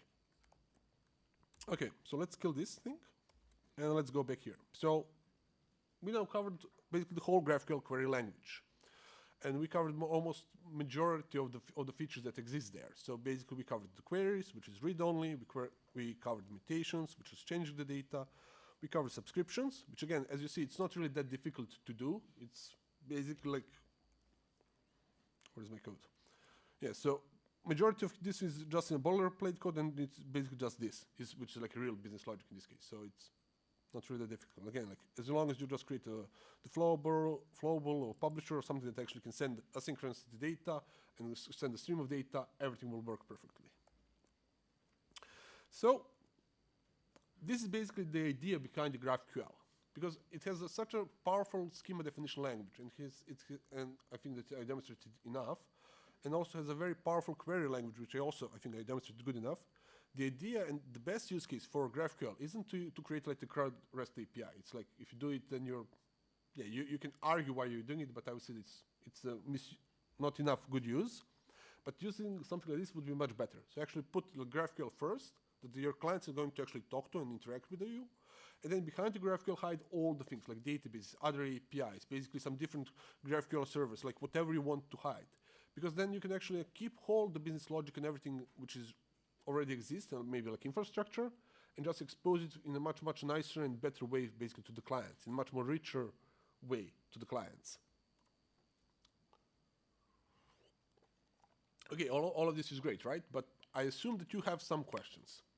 Hopefully, at least one question that you have is, okay, but what happens with that cyclic query which you showed us, right? Because I showed you the query, which looks something like this. And then basically here was like constantly like title, basically like it was oh, actually this is type, it should be speakers, or something like that. But there's constantly some loop. So why that happened? You know, why that happened? Well, the reason is very simple. When actually I was creating my GraphQL API, what I did is I first added a talk, right? Type talk. And then basically users were interacting with the talk. It could ask for the data from the talk, like the title, description, all those kind of things. But then we said, okay, yeah, but let's also add the speakers, right? Because we want to have somebody who's actually giving a talk, and the speaker has information. But at this point, users were not able to go to the speaker. So then what we say, okay, let's create a connection between the talk and the speaker. Because maybe if you're reading the information about the talk, right, you might want to see, okay, like who's the speaker? Maybe you know that it's a great speaker, maybe you know it's a terrible speaker, so you don't want to go to, to listen to him.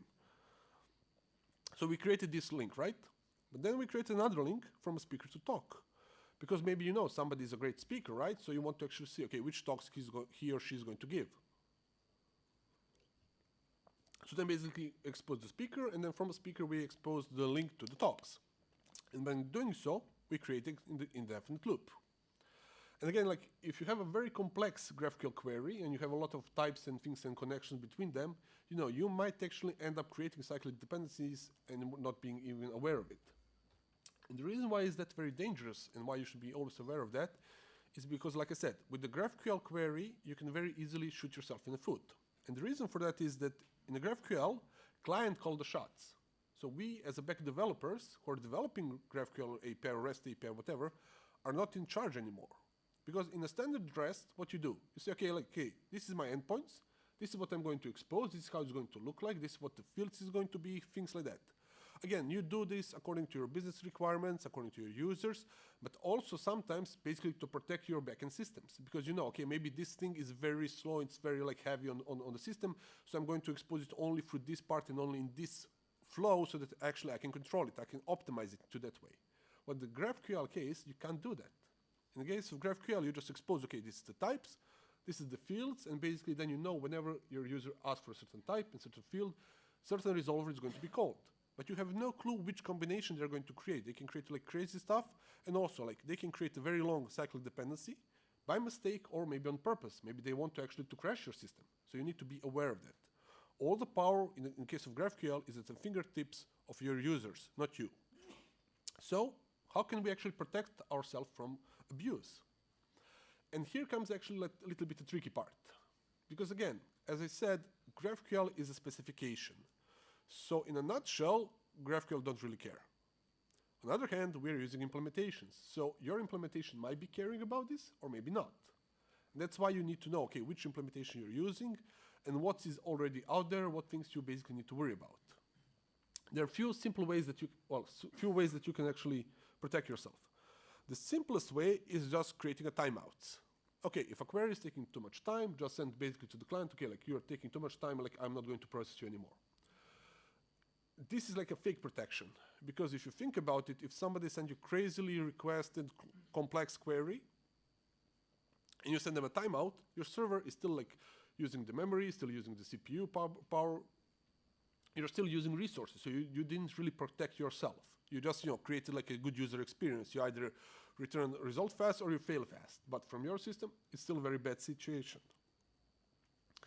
The better thing that you can do is actually say, okay, what's the maximum query depth that I will allow for a query? So if we go back to what I told you, what happens in the initial connection? So what happens basically when here I, as a client, come to the server? Well, the server is going to send me the schema, right? And what happens when the client sends a request to the server? Well, the server takes the query, validates it according to the schema, and say, okay, this is valid or not.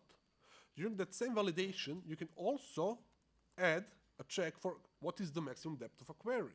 And if it's just too long, basically if it's just too deep, you can just say automatically there, okay, oops, sorry, you can just say, go away. You're too deep, you're going to cost me too much resources, I'm not going to do it. Again, depending on your implementation, it might maybe already be implemented for you and you just need to set some parameters, or maybe there are some hooks left for you to actually do all the stuff that you need to do. For example, I know that there is like implementation called Speaker, for a GraphQL, which actually goes from the code to the schema first, and basically there is like already places that you just add some annotations, and basically you say, okay, this is the number, and then Speaker will take care for you. In the case of a GraphQL Java, as far as I know, it's not there per se, but however, there is basically the hooks that you can very easily use, basically to, okay, identify which basically query you have. And to do that, only thing that you need to do is, for example, if you go here to a query, basically you add here data fetching environment, env. And basically here, then you're going to get the whole environment, basically all the information about the query that's going to happen. And then here you say environment. Let me just, I don't know by heart. I need to find it.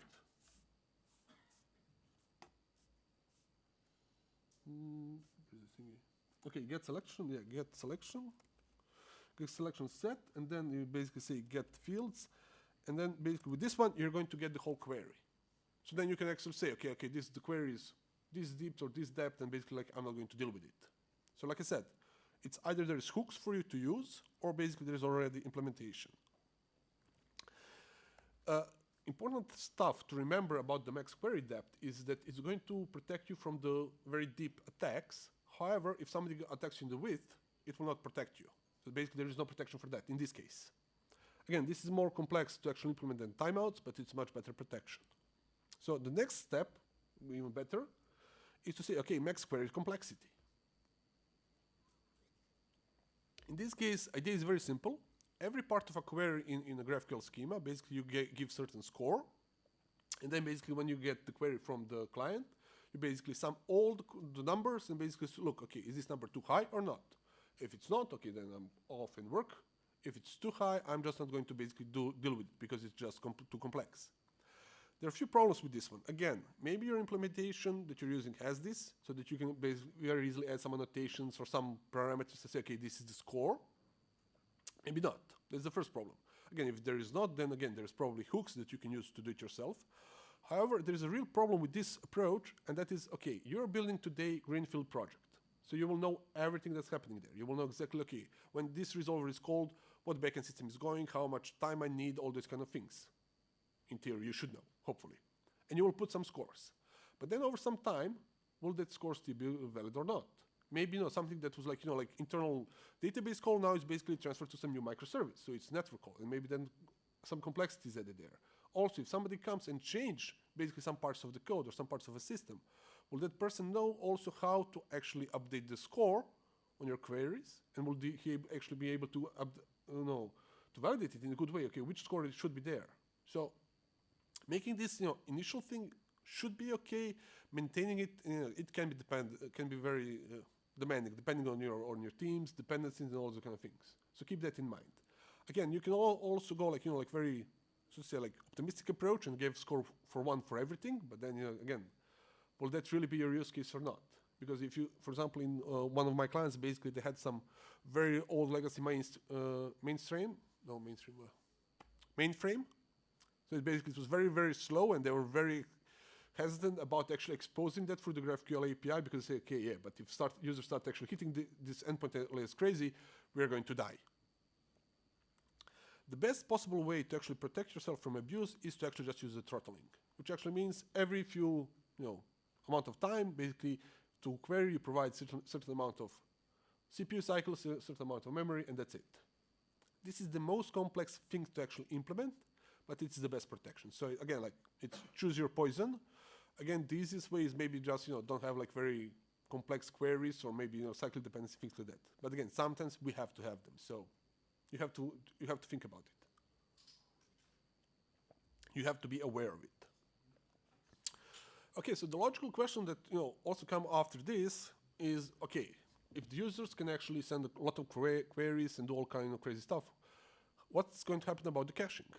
So is there any caching, something that's going to help us? Well, the code that actually I showed you and that you can download from the GitHub, it's not, of course, production ready. Because there is no caching, there is no protection, there is no nothing there. It's like very simple example just to showcase, okay, what the GraphQL can do. And again, here comes the problem. Again, because the GraphQL is nothing more than specification, GraphQL doesn't really care about caching itself. So the majority of implementations, what they're going to do for sure is going to actually help you wire your specification and your code in a certain way. And that's about it. Again, some implementations basically added some caching layers, things like that, some possibilities how to cache. Some of them didn't do absolutely anything and just say, okay, you know what? Like, I have no clue what you're going to do, so just, you go and do it. Again, for example, in this case of GraphQL Java, if we go like pure GraphQL Java, again, you can use the data fetching environment to actually do the caching. Because again, like if I get the whole query here, and I know what's the whole query, and I can think, okay, in 1 minute data will not change, or like a few seconds or something like that, then actually I can cache the whole response for this query and just put it somewhere and basically then serve it. So the first thing, okay, I take the whole query, I check do I have it in cache, yes, perfect, here it is. If not, then I actually do the crunching. Another thing that also I can very easily do, in my case at least, is because here I'm using services, I can just use add here cacheable annotation. And that's it. And then the Spring will actually take care of caching for at least service layer for me. Another thing that you can also do, in the case at least of a GraphQL Java, is that you can actually use the data fetchers with the batching processing and process. And again, you can leverage the fact that you can use the publisher and like async stuff and things like that. So you can also like leverage that. And again, like if you go lower you go the stack to the GraphQL Java, the more hooks will be actually available for you to actually do that. The higher you go up to the stack, like to abstraction, like for example, like I did here, the less of them will be actually available. So again, you need to choose what is the best approach in your use case, because again, it will very differ from the use case to the use case. Okay, again, what do we do with authentication and authorization? Always very fun and interesting thing to actually deal with, right? And also something that we usually think much later when we actually design the systems. Well, again, the answer is kind of similar to the caching. It really does. GraphQL doesn't really care about that one. From GraphQL point of view, it is up to you to actually implement that in a way that you think is the better. And I know that actually some, for example, GraphQL Java implementations went so far that they added here, like in a schema, that you can add something annotations, like say, add author, and then basically add some stuff here and things like that, and basically extended the schema in that way. But however, this isn't really a standard way. So again, there isn't a standard way how to actually do it, so it's up to you. Again, adding some crazy annotations like this, like auth and things like that, might break your clients if they're not using exactly the same library that you're using. So keep that in mind. However, for example, in GraphQL Java, there is a simple hook that you can use. And basically, there is already GraphQL context. So you just need to create first like your own context, my GraphQL context in this case, which extend GraphQL context, and then basically here you add some fields that you want to care about. For example, like username, not password, but username, like roles that user has, things like that. And you can actually create this context when the user, for example, log in. And then later on, in your resolvers, where you have some method, whatever, you have a lot of arguments, right? And then you add data fetching environment. Then from that environment, you can just say get context, and you will get your own context. And then here, again, you can check, okay, like, for this resolver, does this user has all the rights that he has? Should he able be actually to call this resolver? Does he has sufficient rights, roles, whatever you want to do? Then you, of course, you do your stuff and you send it back. So again, there is no really like standard way how you can do it, unfortunately, at the moment. But there are a lot of hooks in a lot of implementation that you can use. Is this running? No. So let me just start quickly this because I want to show you something. So also one more thing that I checked first time I was playing actually with the GraphQL. Of course, yeah, because I made the mistakes in code. Where else? I also subscription. No, query. Yes.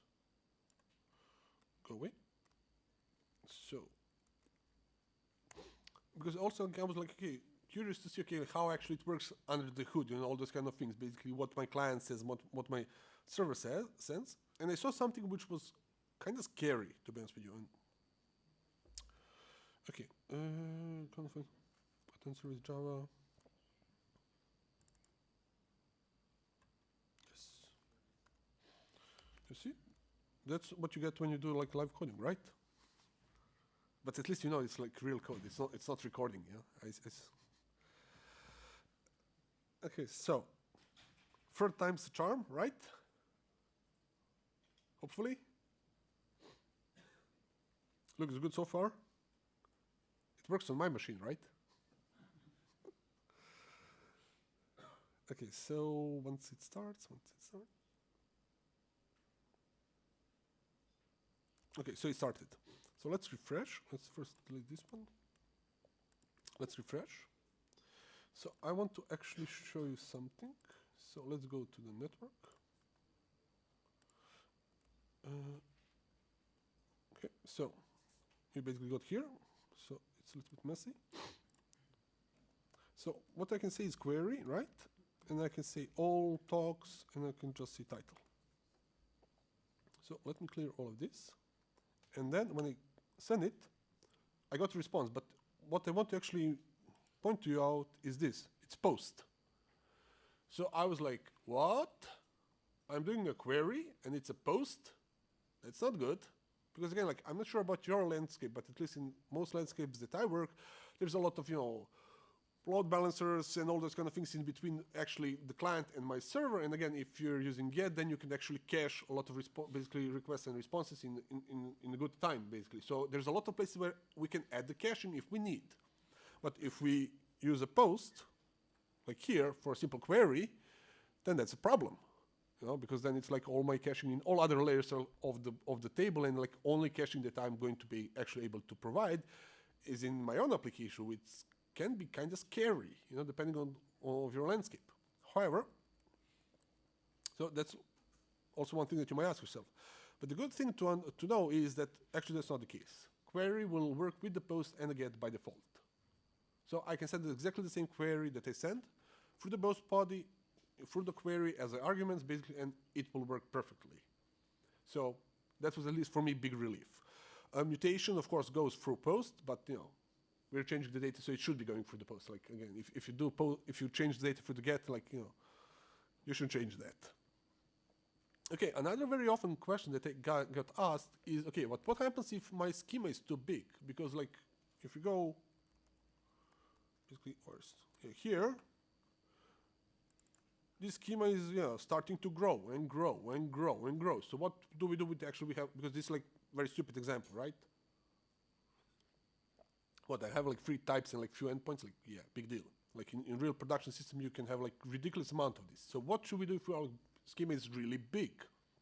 For example, in Swagger and other like OpenAPI spec, you can parse it, break it up into multiple files, and you can like actually like import in and include and things like that.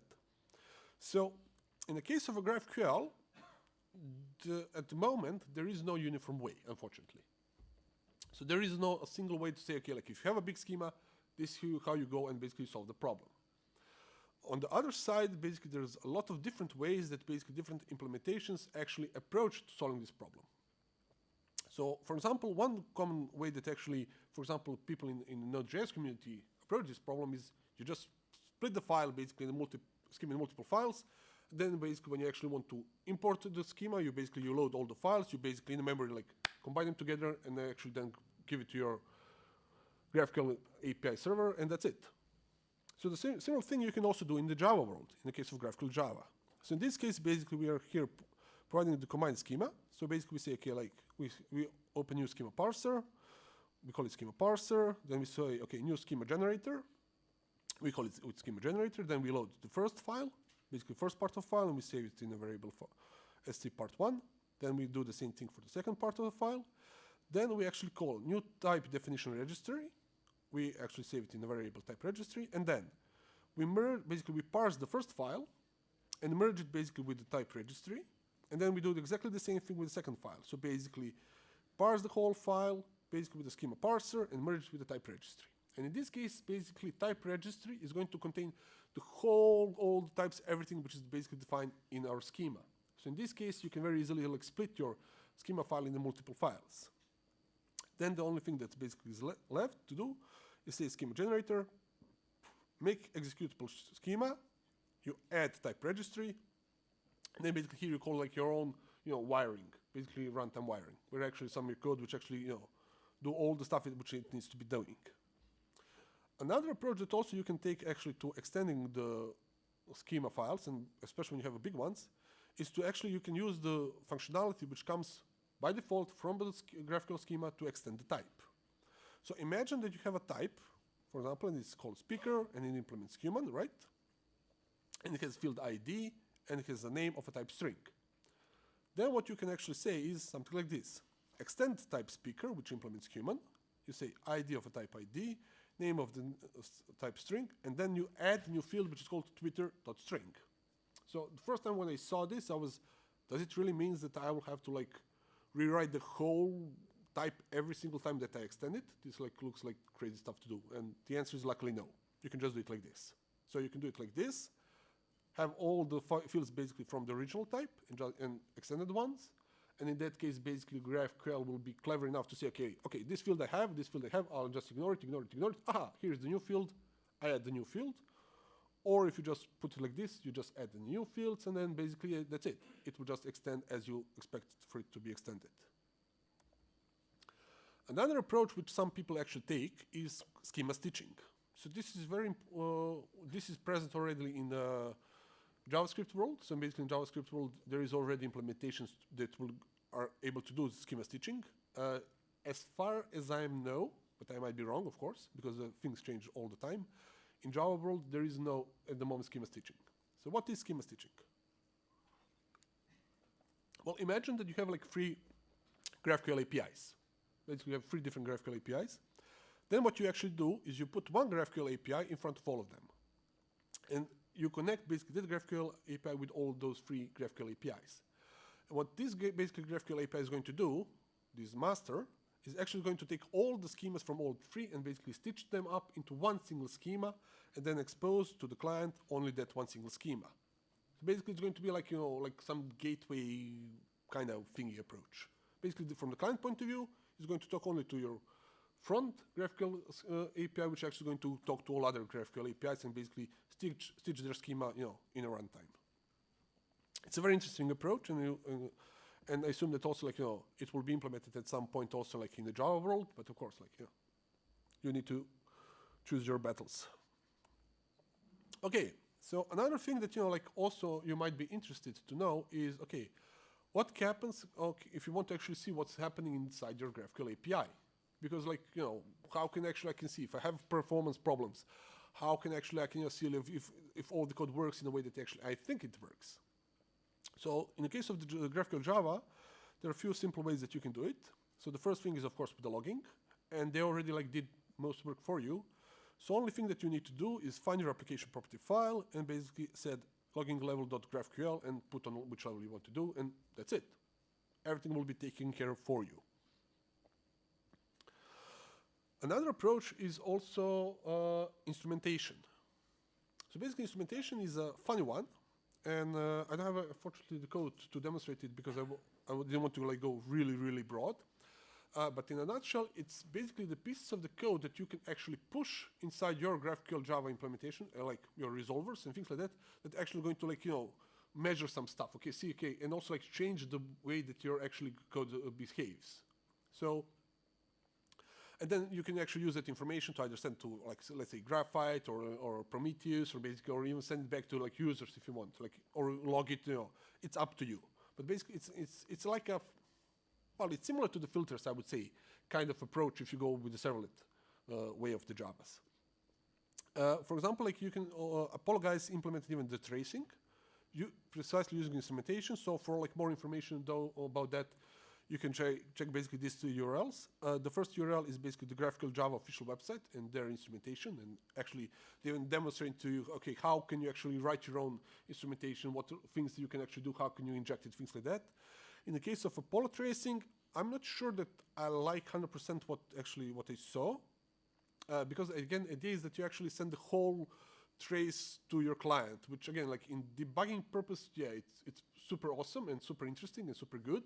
In production, I'm not sure that I want to basically send to my clients, I run your query in this amount of time and I called all of these things. So maybe just keep it for debug-only purposes. But again, maybe I didn't just read, specification and documentation good enough. Maybe there are some nice ways. Okay, so we're coming actually to the end of our talk. I hope that you liked it. So let's actually summarize quickly. So I think that now, hopefully, when somebody tells you GraphQL is a query language for APIs, you have absolutely understanding of actually what it actually does mean. It's not like in the beginning when you like when we all read it and it was like, okay, like what the hell? It's a very nice tool. Again, it's very powerful. You can also very easily shoot yourself in the foot, so be careful how you use it. It has, like I said, two big parts. First is, of course, schema definition language, and I think that, I demonstrated that it's very powerful.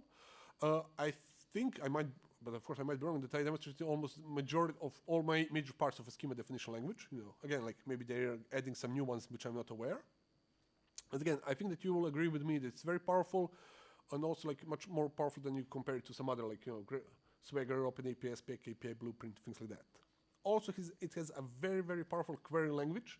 Again, I demonstrated almost majority of the stuff around it. And again, you see that the client has a lot of power, and he can really define things how he wants, basically all the things that's happening there, things like that. And with that, merci.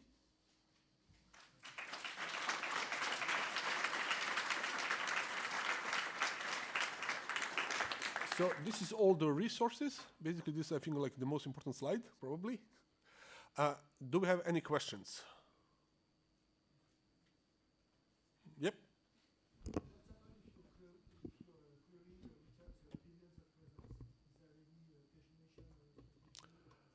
Okay, so the question is basically, in my case, you probably saw every time that basically I was reading the data, I was reading everything. Like I was always just doing find all.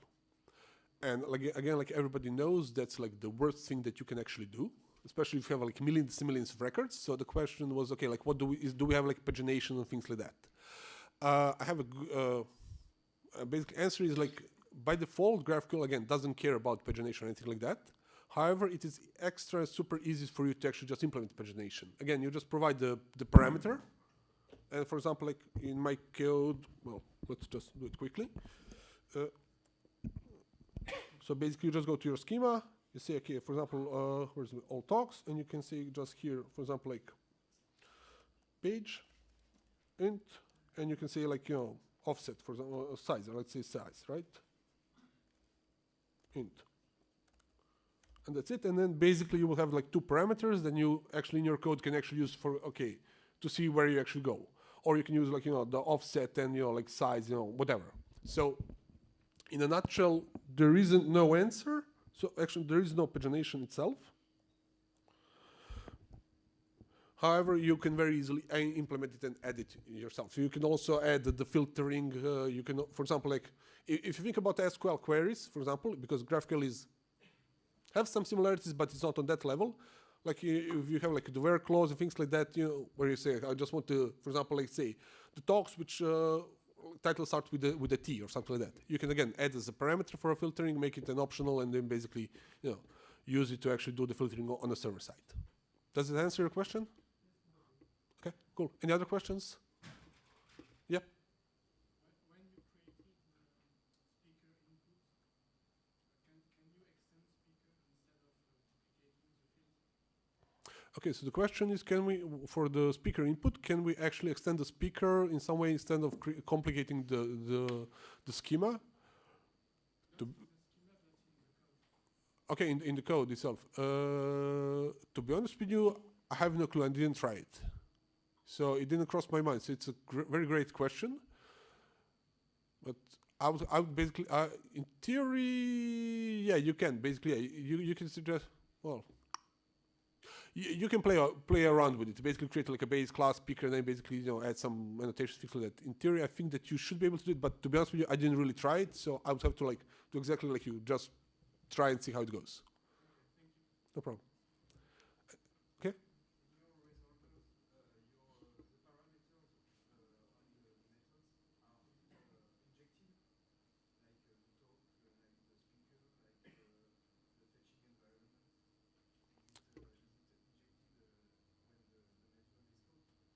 Okay, so the question is, if I understand correctly, in my method, basically in my resolver methods, the talk and data fetching environment, things like that, is that injected in runtime, something like that, right? Well, basically, yeah. So what happens is, In the case of GraphQL Java, it just, okay, checks, okay, I have a talk, and basically I have some, so I have a pojo, and I need to resolve the field which doesn't exist there. So then basically I'm going to look, okay, is there any resolver for this field? Basically it finds a resolver, and then it finds the method with the same signature, and say, okay, here it is, and basically then deal with it. So basically, yeah, it's kind of injected in the runtime. Basically, it's a code and then provided with the parameter. And the data fetching environment is injected. So again, like the important thing about data fetching environment is that it has to be at the end.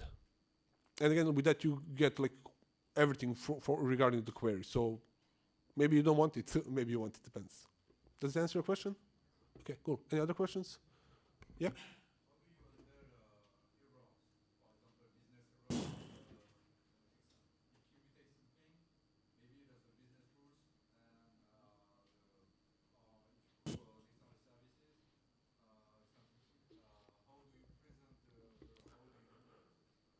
Okay, so the question is basically how we handle the errors, especially the business errors, right?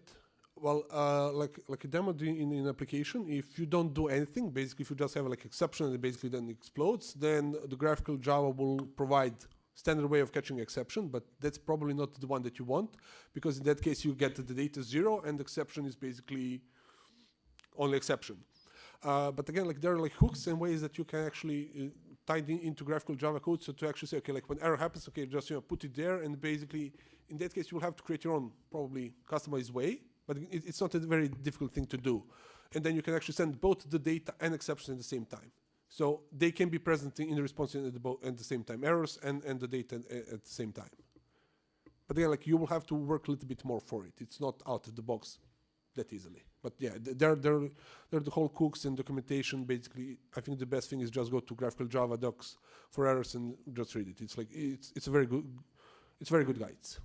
Does that answer your question? Okay, cool. Yeah, okay.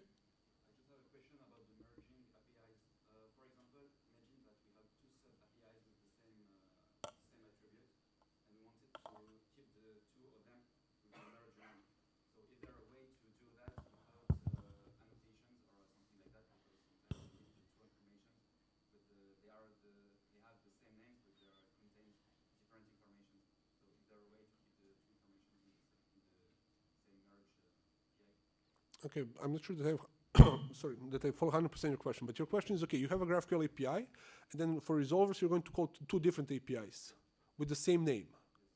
And then basically how to know, do you call API 1 or API 2?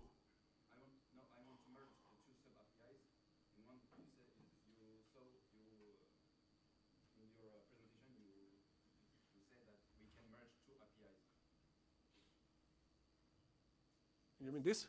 Yeah, this for graphical stitching thingy. Okay, so your question is like if you have two graphical APIs, they have the same type, and then basically what's going to happen in our stitching one? Answer is honestly, I have no clue, because this is the JavaScript world, and I didn't really go into details what they're actually doing and how they actually do those kind of stuff. So I will be lying to you. I know that there is possibility to actually stitch it, and that they do it. How? I don't know. Because yeah, it's a very good point. If there is like the same type with the same name, then which one wins? I don't know. It comes back to how they implemented it. Again, which implementation you're using. This is not present still in Java world, so I didn't really play that much. I just know that it's present there. Sorry. Any other questions? Yep.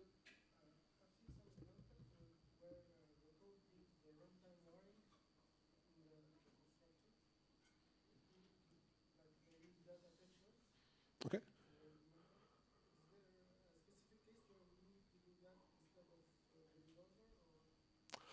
Well, so the question is basically you can use the data fetchers, where actually you can basically you write your own wiring, or do you go with the resolvers that like I did? I would say it really comes back to what your use case is and basically what you're actually trying to achieve. So for me, again, like I try to usually like not write the code which I don't have to write. Sorry. So for me, this approach with the resolvers and everything is much easier, because like I just write on a high level, so to say, and then the graphical Java implementation takes care of everything else for me. Again, that's not always the best approach, because sometimes you really want to tweak certain things. So then in that case, I would say if you want to tweak some things and do some crazy stuff, then I would definitely go on a lower level, so say on a pure level of data fetchers, and basically then recreate it yourself. But then, yeah, you get more power, but you get more responsibility. On this level, you get less power, I would say, but not that much less power, because again, you still get access to the data fetching environment. You get access to all kind of stuff, so you can still really do. In my use case that I used so far, I didn't really find anything that like forced me. Okay, I have to go to data fetching layer. But that's like my own personal experience. Like I said, like maybe for you, your use case might be different. What if we access the data via another microservice? So we don't have a database or a microservice. So the follow-up is if we're accessing the database, we have some other microservice. Again, it doesn't matter, like, because there is no difference in that case between the data fetchers, basically from a GraphQL, and resolvers. It's just two different names for almost exactly the same thing. Because again, like in the data fetcher, again, you say, okay, like when somebody needs to fetch this data, you need to go to the database, or you need to go to this microservice, or you need to go to the memory. In the case of resolver, again, it's the same story. So again, that's not a difference between them. The main difference between the data fetchers and the resolvers is that in the data fetchers, you really need to rewrite schema in the Java code, and then in that case, make sure that it's like one-to-one. And again, you have like more hooks that you can actually, like, instrumentation and all these other kind of things. You can just very easily like plug in and add crazy stuff. With the resolvers, basically, it's on higher levels, so it's, again, it takes some things from me, but things like that are exactly the same. Any other questions?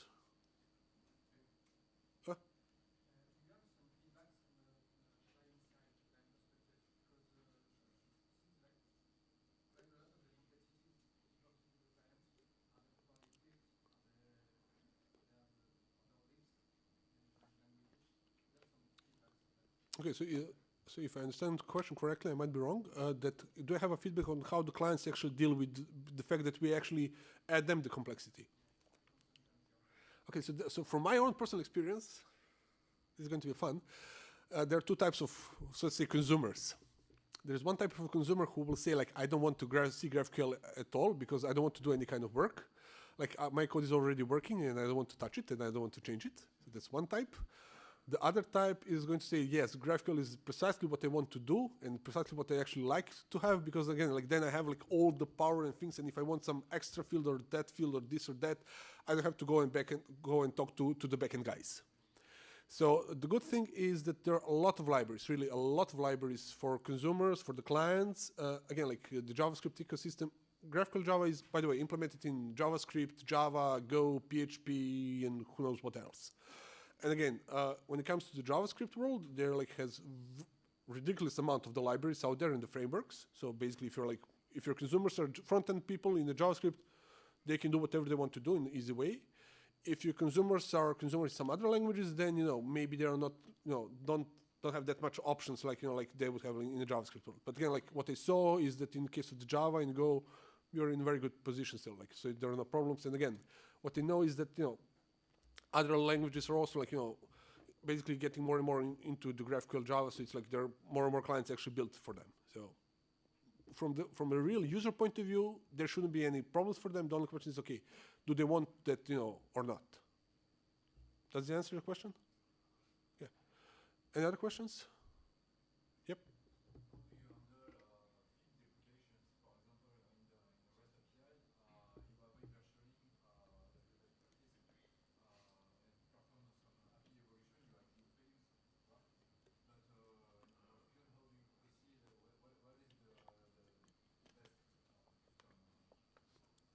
Okay, so the question is basically in classical REST, basically when we want to deprecate something, we create a new version and basically we continue with our life, right? So what actually can we do with the GraphQL? Well, again, it's kind of a tricky question, so actually tricky to answer, because again, one thing that over the years I actually realized more and more and more, and I'm more and more in favor of, is actually making all the fields optional. So basically every single field, just make it optional. Unless you have really, really good reason why you have to make it as a mandatory field. Because in that case, if you make your fields optional, tomorrow you can just stop sending the information for that field and everything is still going to work perfectly. Of course, your consumers might not be really happy with it, but again, if you think about it, there are two options usually. And in this case, GraphQL is exactly the same like REST API. You either, if you have like mandatory field and you want to deprecate it, then you need to create a new version, and then everybody needs to migrate to the new version and all the things around it. Or you can actually make almost all the fields optional, and then there's just tomorrow, okay, when you decide to remove optional field, you'll just send a null, and then the client should be able to handle it anyway because it was optional, and then you just continue with your life. So there is no magic bullet, unfortunately. So you still have the same problem like with REST. But again, also in the case of REST, I also like to have my all the fields mandatory, no, optional, unless it's really, really needed for some reason. Does that answer your question? Yeah. Okay. Any other questions? Yep.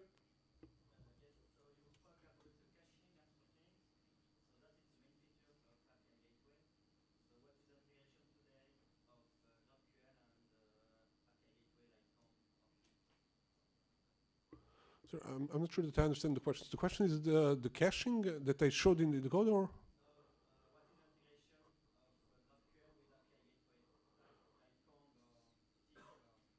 It doesn't. So how to integrate actually GraphQL API into your own landscape in your own system is basically GraphQL doesn't care.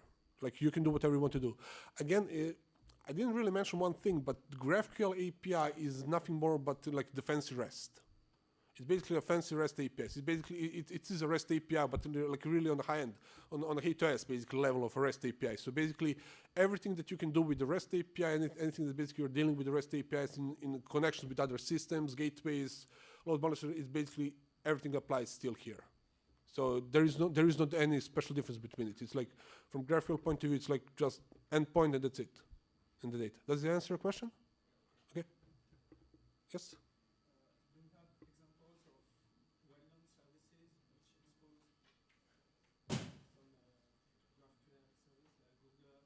GitHub, Pinterest, Facebook, they all use the GraphQL.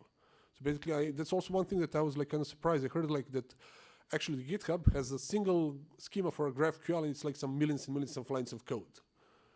So I'm not sure how they actually like manage it in the backend system, but like once I heard it, like again, I didn't really manage to check it because I need to register as a developer and then get the key to actually get the access to the GraphQL API from GitHub. But I plan to do it and really see if it's like the millions and millions of lines of code. Because any other questions? Okay. Yeah.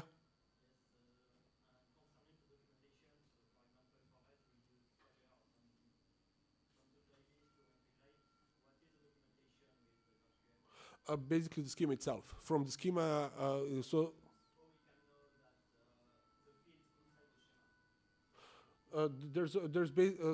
the question is, I forgot to actually repeat the question. So the question is how to actually create the documentation in the case of GraphQL, because in like other like Swagger and things like that, you can add like like annotations, examples, documentation, things like that. Again, I didn't really demonstrate it in the case of GraphQL, but again, you can do exactly the same thing. You can still add like descriptions basically for the fields itself. So it's really like SDL language for GraphQL is really most advanced of all that I saw.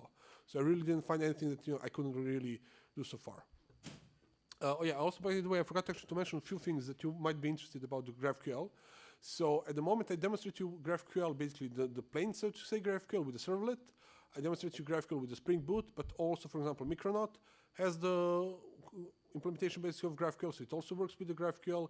I know that Verta guys from Red Hat, they are also very hard on working, maybe they already finished their own GraphQL implementation. So basically the GraphQL is really expanding very fast in not only in Java, but also in like other programming languages. And it's becoming more and more widespread. And again, like, you have big companies like Pinterest, GitHub, Facebook, and others, which are also using GraphQL in production. So, GraphQL is here to stay, so to say.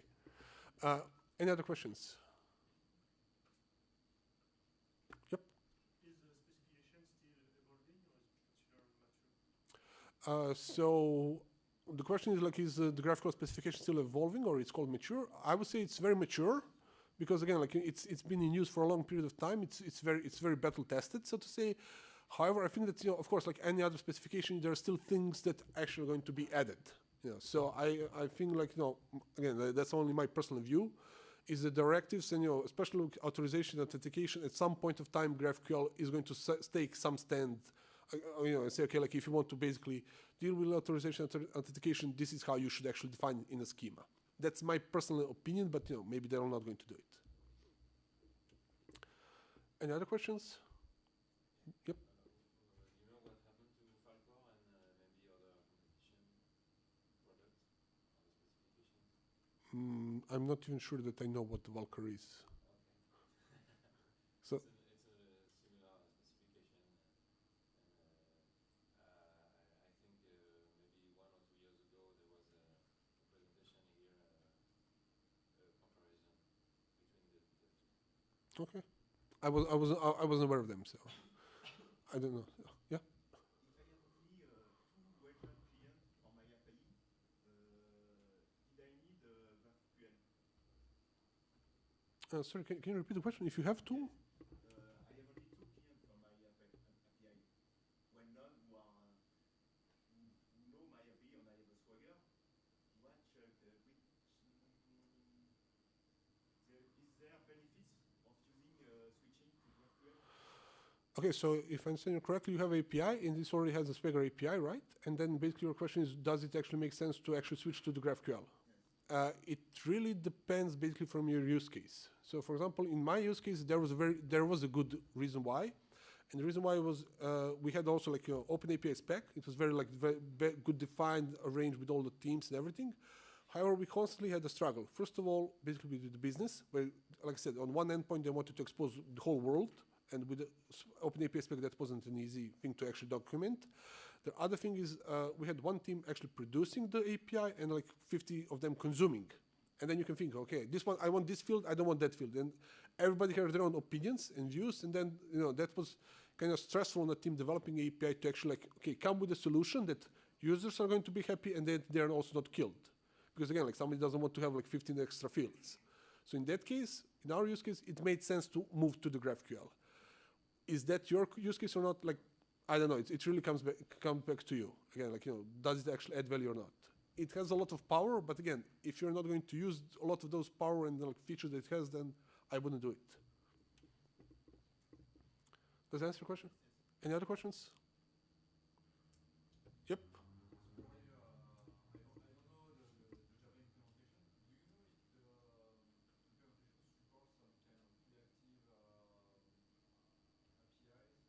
Well, I know that Vertex is actually building like Cell, but again, it's Java implementation. Vertex is actually building the GraphQL to be very reactive.